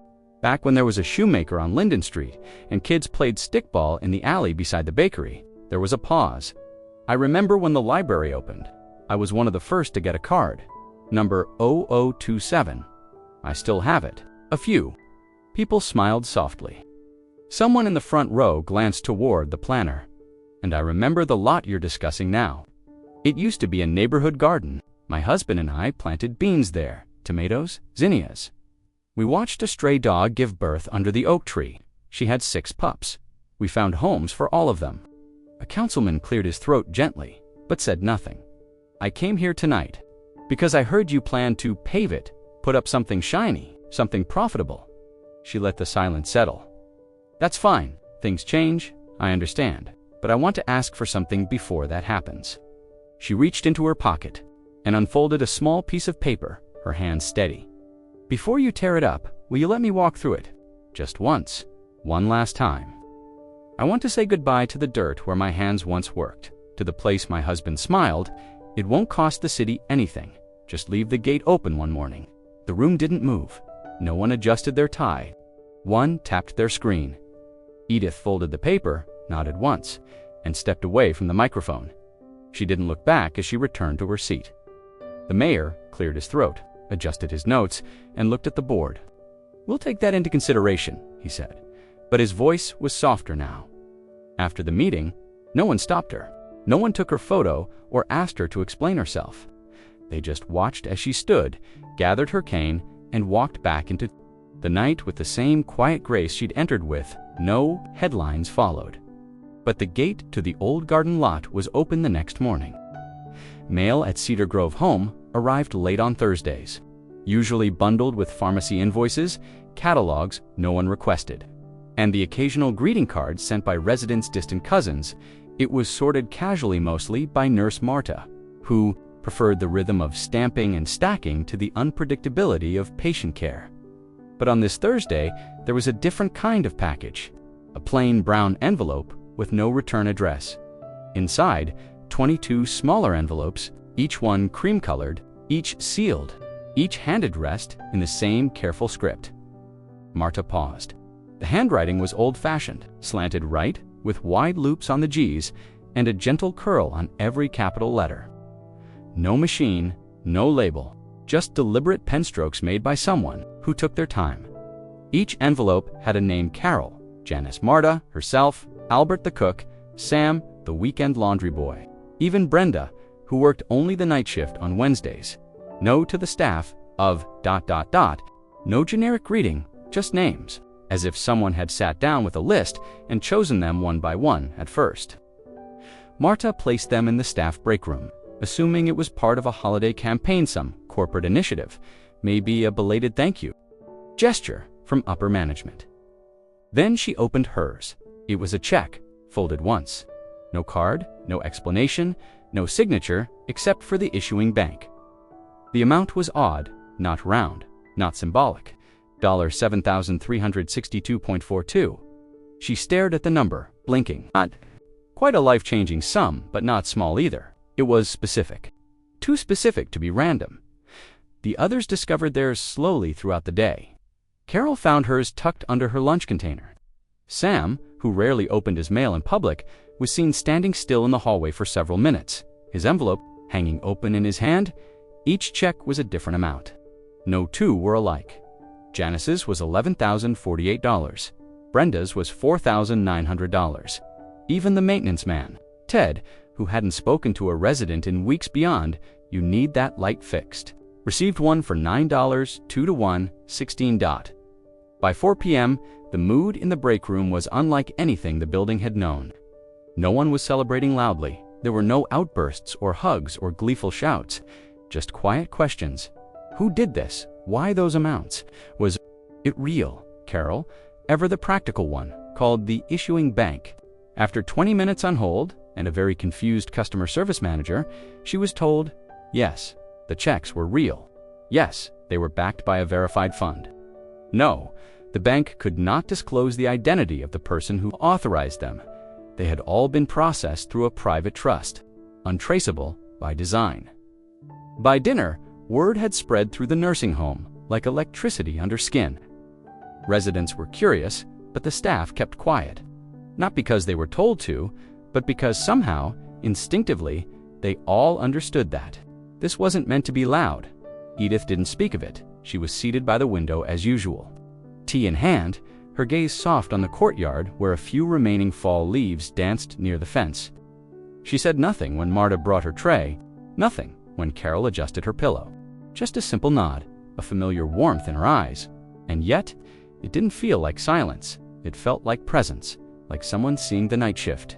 The short-staffed weekends, the skipped breaks, the stories held quietly over sponge baths and bed linens. It felt like someone had been watching not to evaluate, but to appreciate. When bedtime came, most of the staff stayed a little longer than usual, not because they had to, but because, suddenly, they wanted to. Outside room to be, Nurse Carol paused. The light inside was off, but the silhouette in the chair by the window hadn't moved. She didn't knock. She just stood there for a few moments and whispered, "Thank you." From inside, there was no reply, just the stillness of someone who had already given the answer. The day after the checks arrived, a new kind of silence took over Cedar Grove. Not the tired hush of routine, but something heavier filled with questions, memories, and the weight of personal reckoning. For many, the money was already strange, but what came with it was stranger still. Each envelope had something else inside, tucked behind the check. Folded with precision was a single slip of ivory paper, the same size in each, the same handwriting, not a legal document, not a contract, just a request, not even a full sentence. Nurse Marta unfolded hers first. Written in ink, "Please take 3 paid days off. Go see your brother. He still asks about you." She read it twice, then set it on the break room table. No one spoke. Across the room, Sam read his silently. "The old guitar in your closet still works. Play it for someone who won't laugh." Janice's was shorter. "Donate 1 hour a week. To the food bank on 9th, they remember your kindness." Some messages were direct, some were cryptic, all were personal. Ted's, the maintenance man, read, "Repair the park bench on Maple Street. Sit on it when you're done." Carol, who had always kept her emotions close, folded hers slowly and walked outside.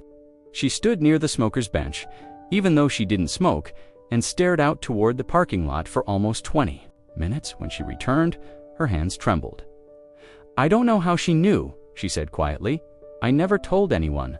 No one had to ask who she meant. They all knew. For some, the request was simple: do something small, kind, and unexpected. For others, it struck deeper. Brenda, the quietest of the night nurses, found herself in tears over hers. She didn't share it at first. Only later, after the others had gone home, did she read it aloud to Marta in the kitchen. "Call your daughter. Even if she doesn't answer, the message still matters." Brenda wiped her eyes with the hem of her sleeve. "It's been for years," she whispered. "I don't even know if the number still works." Marta didn't speak. She just put a kettle on the stove. A few resisted. One aide crumpled his note and shoved it into his locker. "It's nobody's business," he muttered. "That's private stuff." Another laughed nervously. "So now a check tells us how to live." But even those who resisted found themselves haunted. The requests weren't demands. There was no threat, no expiration date. Just a knowing tone, one that seemed to suggest, "You'll understand why this matters." Eventually, some staff tried to trace where the messages came from. They questioned the mail carrier, searched for matching handwriting. A few even checked with local law offices. But nothing turned up. The source remained anonymous. Yet every staff member, every single one, found their message, eerily specific, like it had been written by someone who'd been watching not from above, but from beside them. Someone who saw them not as their titles or uniforms, but as people with unfinished stories. By the end of the week, Marta booked a ticket to visit her brother in Tampa. She hadn't spoken to him since their mother's funeral. The same day, Sam pulled out his old guitar from the back of his hall closet. Dusty, 2 strings broken, but still playable. Ted walked to Maple Street the following Sunday. He brought a wrench and a new wooden slat. He didn't tell anyone, but the next morning, the bench was fixed, and someone had left a thermos of coffee on it with a note. "Nice work, back at Cedar Grove." Edith remained as she always did, quiet, poised, never claiming anything, but her Bible stayed open now on her bedside table, and a stack of envelopes, identical to the ones delivered, sat tucked neatly beneath it, blank, unaddressed, waiting. It was a Tuesday afternoon when they finally came. The receptionist saw them first, three people stepping in through the double doors in coordinated discomfort. An older man with thinning hair and an overcompensating smile, a woman in a beige cardigan who kept checking her phone, and a younger man in his 30s, tall, tense, carrying a bouquet that had clearly been bought in a hurry. They didn't ask for directions. They knew where room to be was. Carol was the one who intercepted them in the hallway. She greeted them with a professional calm, though her posture shifted slightly. "Are you here for Ms. Lawrence?" she asked. The woman nodded. "We're her children." There was a pause, long enough to notice. "I'll let her know you're here," Carol said quietly. They waited outside her room while Carol stepped in. Edith sat by the window, as usual, her hands folded neatly in her lap. She had seen them. From the glass, already, her reflection didn't change. "They're here," Carol said softly. Edith nodded. "Let them in." When the door opened, they stepped in hesitantly.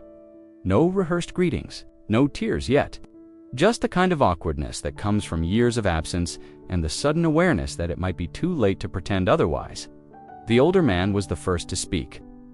"Mom," she looked at him for a long time. "George," she said. The woman shifted forward. "We didn't know," she began, but Edith held up a hand. "You didn't ask," she said. The silence that followed wasn't angry. It was spacious, honest. Edith didn't scold them, and they didn't defend themselves. No one reached for the past because they all knew it was too large to carry in one afternoon. "We've made mistakes," George said finally. Edith didn't answer. "We thought you were." "Okay," the woman added. "We figured the home was taking care of you. We just..." Edith's gaze stopped her. "You figured I wouldn't notice," she said quietly, "that I'd sit here until time made the decision for you." The younger man, the one holding the flowers, stepped forward. "We want to make things right." She looked at the bouquet. Tulips, fresh but impersonal. She motioned toward the small table beside her. "You can set them there." He obeyed, gently arranging them next to a half-finished crossword and her blue journal. They sat, finally, in the chairs that had long collected dust near the window. The same chairs staff used when updating her charts or reading to her on quiet nights. George cleared his throat. "We heard what happened. The ticket? The money?" Edith gave a small smile, almost amused. "Of course you did," she said. The room fell quiet again. "You were a difficult woman, you know," the daughter said after a while, not accusingly, but plainly. "And you were forgettable children," Edith replied, her tone dry but not cruel. "Suppose we both had our flaws." There was something soft in the room after that, a release, as though naming it had lessened its weight. They stayed for 40 minutes. They asked questions about her health, her days, her meals. She answered some, ignored others. When they stood to leave, they promised to come again. Edith didn't say they were lying. She didn't need to at the door. The youngest turned. "Is there anything you need?" She shook her head. "I have." "What I need," he hesitated. "Anything you want." She looked at him, and for the first time her voice held something close to warmth. "Want," she repeated. "Want is for those still searching. I've already found it." They left without hugs, no dramatic gestures. Just quiet steps down a hallway that had not known their shadows for over a decade. After they were gone, Carol returned. Edith was still at the window, the tulips untouched. They came. Carol said. "They did," Edith agreed. Carol didn't. "Ask how it went." Edith turned to her slowly. "Did you know," she said, "that love doesn't wait where you leave it?" Carol nodded. Edith folded her hands again. "I learned that here," she said, "and I've chosen better since." The invitations had gone out weeks earlier embossed, cardstock with pale lavender trim and Edith's full name written in a flowing serif font. Edith Monroe, Lawrence, a celebration of life and legacy. The staff had been planning it quietly, gathering photos, printing posters, ordering a cake tall enough to serve 30. A band from the local community center was set to perform old standards. Balloons in muted pastels, paper lanterns for evening. Glow dot, she knew about it. Of course she knew. Nothing happened at Cedar Grove without passing her window. On the morning of the event, Carol knocked gently on her door. "They've started setting up," she said. "We've got a seat for you up front." Edith turned from her window, brushing a loose thread from her shawl. "That's kind of you," she replied. Carol waited, as if expecting more. But Edith simply returned to adjusting the scarf around her shoulders. "I think I'll be sitting this one out," she added after a pause. Carol blinked. "It's your party." "I didn't ask for it." The nurse tilted her head, lips parting to protest. But Edith raised a hand lightly. "I appreciate it truly, but it's not what I want today." Outside, the courtyard was already being strewn with soft white lights. Staff moved folding chairs into neat rows. The cake was wheeled in 3 layers, delicate lettering in buttercream. A poster board with photographs of Edith at various stages of her life leaned against the table. Some were provided by the nursing home, some pulled from town archives. One, a black and white photo of her and Kenneth in front of the old garden lot, had been found folded behind a library card in her drawer. But Edith was not there. Instead, she was down the hall, standing quietly outside room 3C. June sat in her wheelchair, eyes focused ahead in the way that didn't always mean recognition, but always meant attention. Her gray cardigan had been buttoned with care. Someone had brushed her hair and tucked a handkerchief into her lap. Edith knocked softly on the doorframe, even though she knew June would not answer. "Come on," she said gently. "We're going out." It took 2 staff members to assist with the lift, one to secure the footrests and another to open the wide door to the courtyard. June didn't resist. She rarely did, but this time something in her posture shifted. A quiet alertness, as if the day had already begun speaking to her. The path behind the nursing home was rarely used. It curved along a faded row of lilac bushes and led to a small gazebo that had long lost its paint. Edith had requested it cleared a week ago, not by staff, but by the young gardener she had once tipped anonymously after watching him tend a dying tree with extraordinary patience. Under the gazebo, 2 metal chairs and a wooden bench sat waiting. Edith took one, her cane resting across her knees. June faced the open field, sunlight flickering through thin clouds. There was no music, no applause, no speeches or camera flashes, but there was wind, soft and warm. Carrying the scent of nearby clover, Edith opened a small cloth bundle from her lap. Inside were lemon cookies, 2 cloth napkins, and a folded note with June's name written in blue ink. Edith read it aloud, not loud, not formal, just clearly. "You were the first person to look at me without pity. You never asked me what I had, only who I was." June's expression didn't change, but her eyes blinked slower. "Used to think silence was what kept us invisible," Edith said quietly. "Now I know it's what keeps us whole." They sat for almost an hour. A robin landed nearby. Distant laughter from the party echoed faintly through the hedges. Edith offered June a cookie. She didn't take it, but her fingers twitched near the edge of her lap. When a breeze lifted a loose petal from the bench, it landed on June's sleeve. Edith reached over and pressed it gently into her palm. Back at the party, the band was playing its 3rd set. People smiled at framed photos they didn't recognize. Speeches were made. The cake was sliced. Someone toasted to a quiet woman with a big heart. But the guest of honor was not among them. She was under the open sky, beside the only person who had never asked her for anything. And for the first time in 10 years, June was outside. The house had stood empty for nearly 15 years, hidden behind a tangle of overgrown hedges and ivy-covered stone. It was the kind of place neighborhood children whispered about but never entered.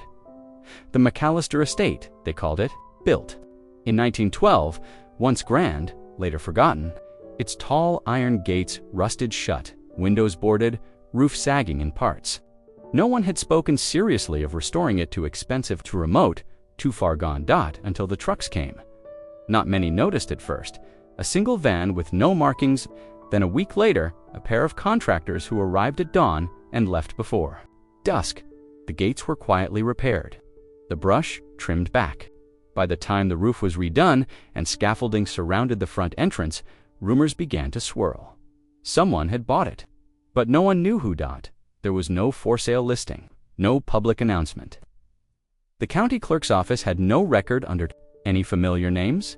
The deed had been transferred through a trust, one of those shell names that meant nothing and everything. A secretary at City Hall tried to trace it but hit a wall of legal non-disclosure. A renovation project, the permit stated vaguely. Inside Cedar Grove, only 2 people knew the truth.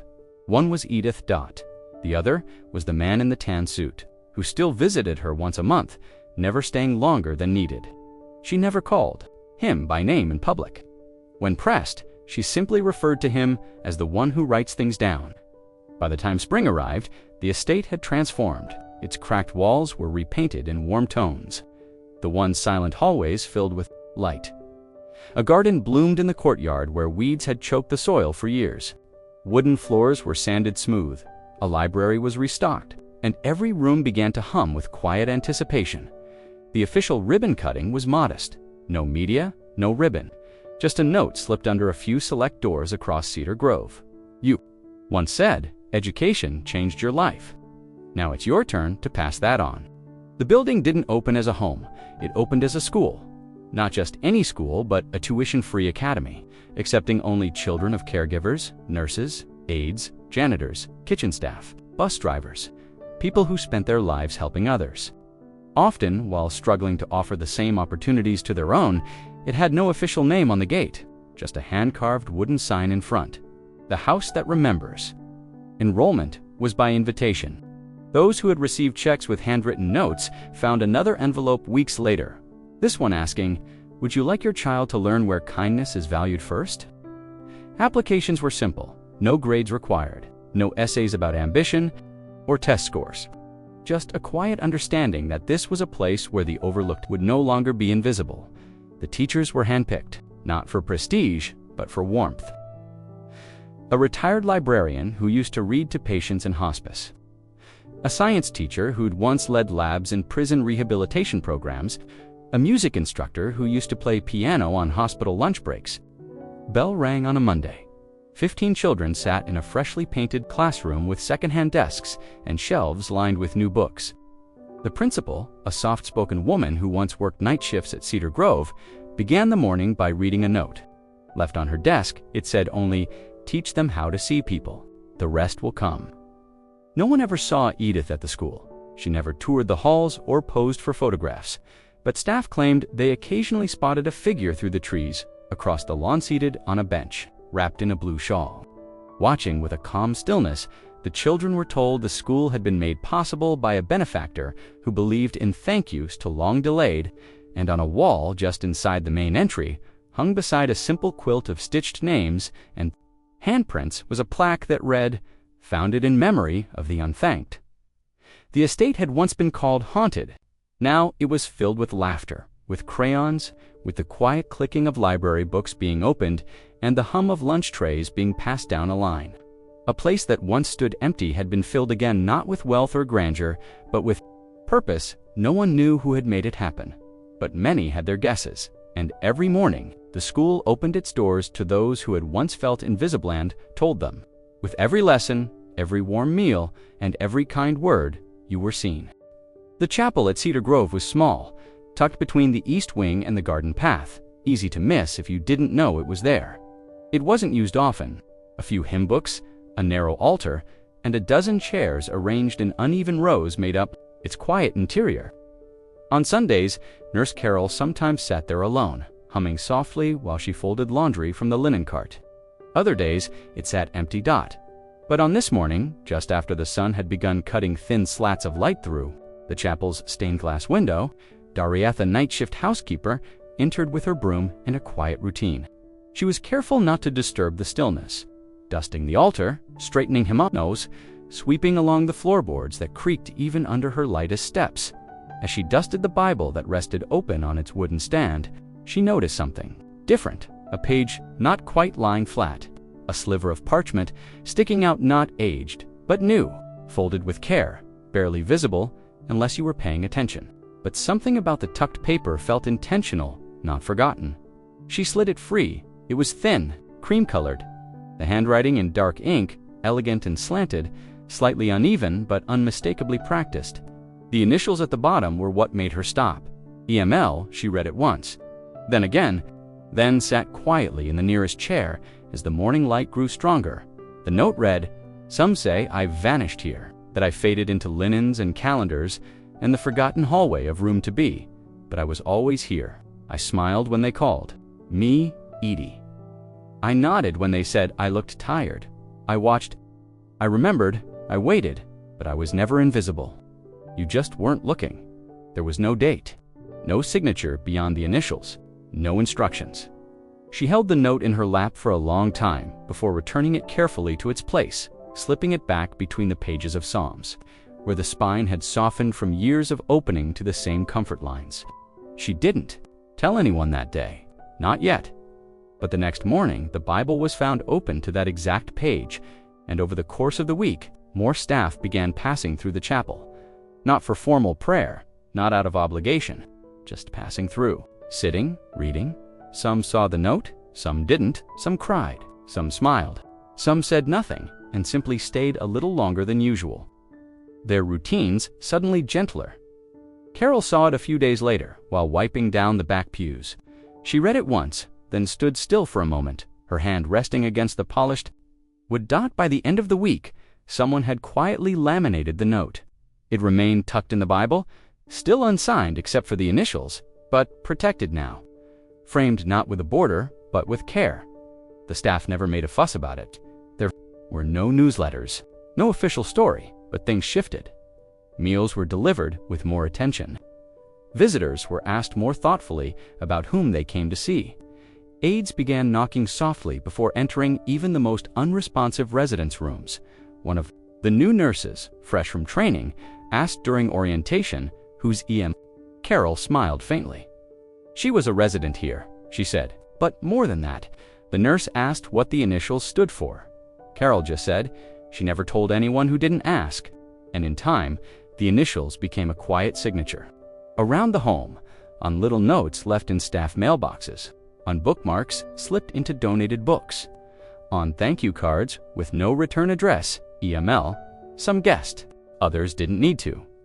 But what mattered wasn't who she was, it was what she had seen and what she'd made others finally see too. The door to room to be was slightly ajar. That in itself was strange. Edith always kept it closed, not locked, but gently shut, as if preserving a boundary between the hallway and the quiet space. She'd made for herself inside a world of books, shawls, and folded newspaper clippings. A blue journal on the bedside shelf, her breakfast tray always taken without complaint, her tea steeped exactly for minutes, the way she liked it. But this morning, Nurse Carol noticed the door drifting. Open as she walked past on her first round, she paused. No sounds inside, no lamp on, just the stillness of a room, waiting for someone who wasn't coming back. Carol stepped in slowly. The bed was made, sheets tucked with deliberate care.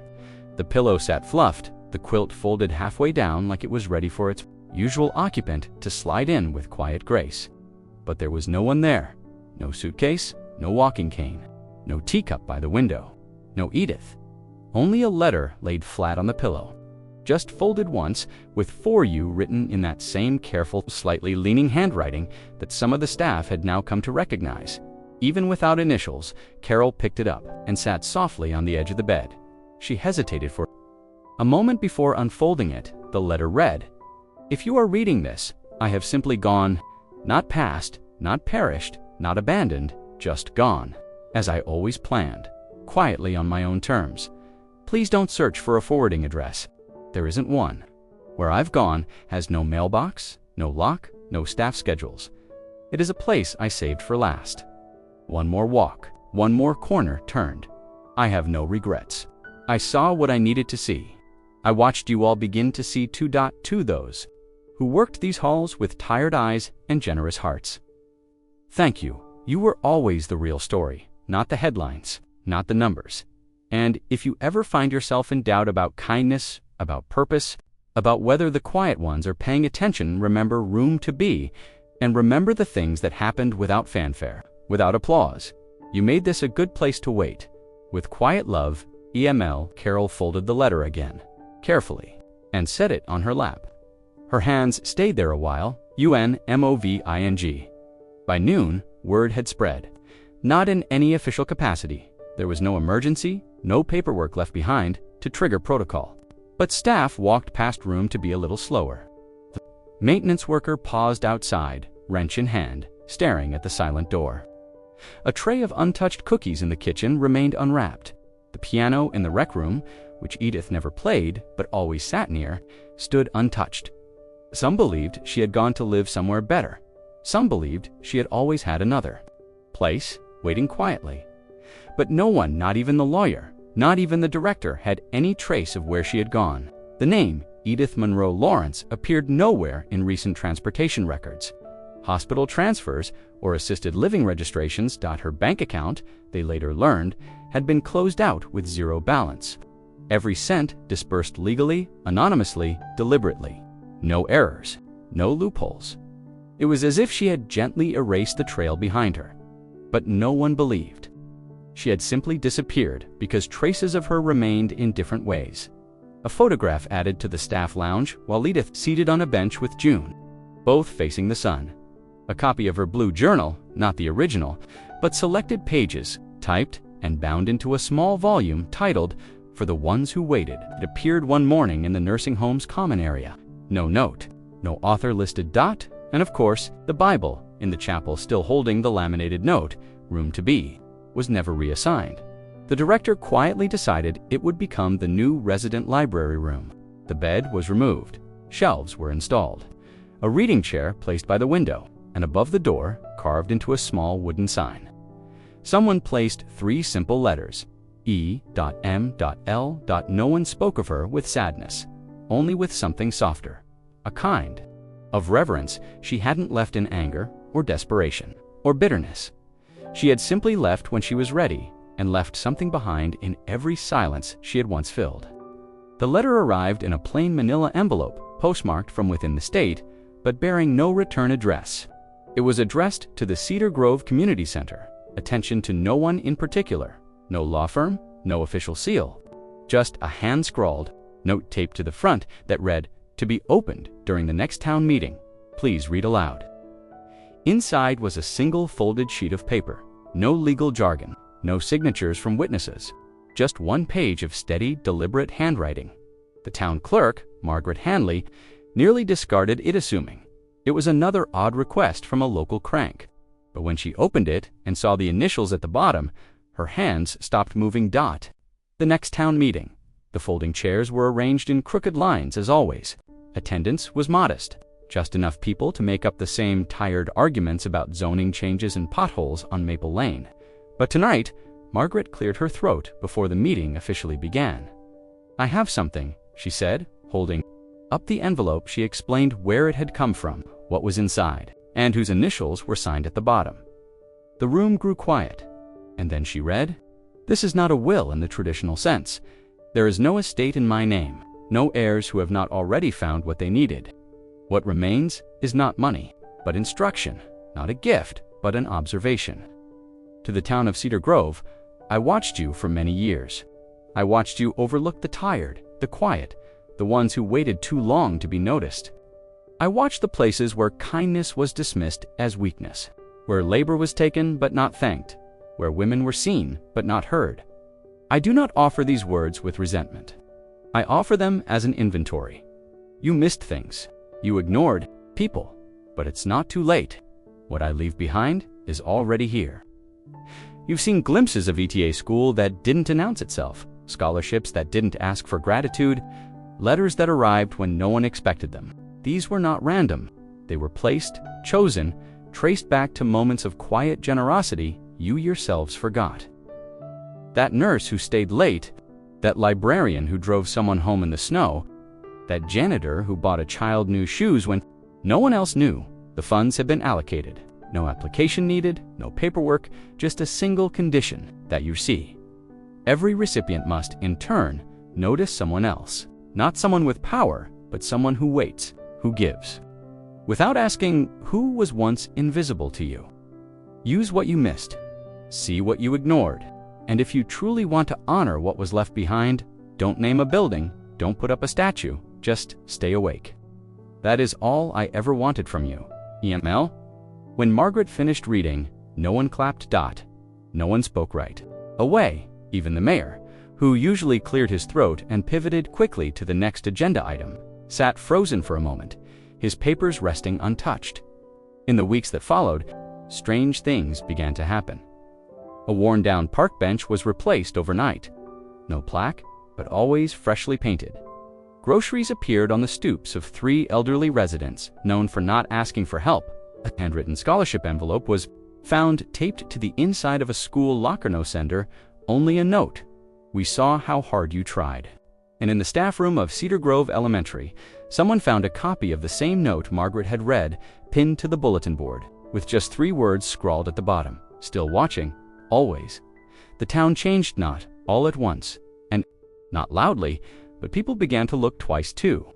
Pause before dismissing someone to notice who had gone unseen, and every time they did, they felt something like a presence, not a haunting, a remembering.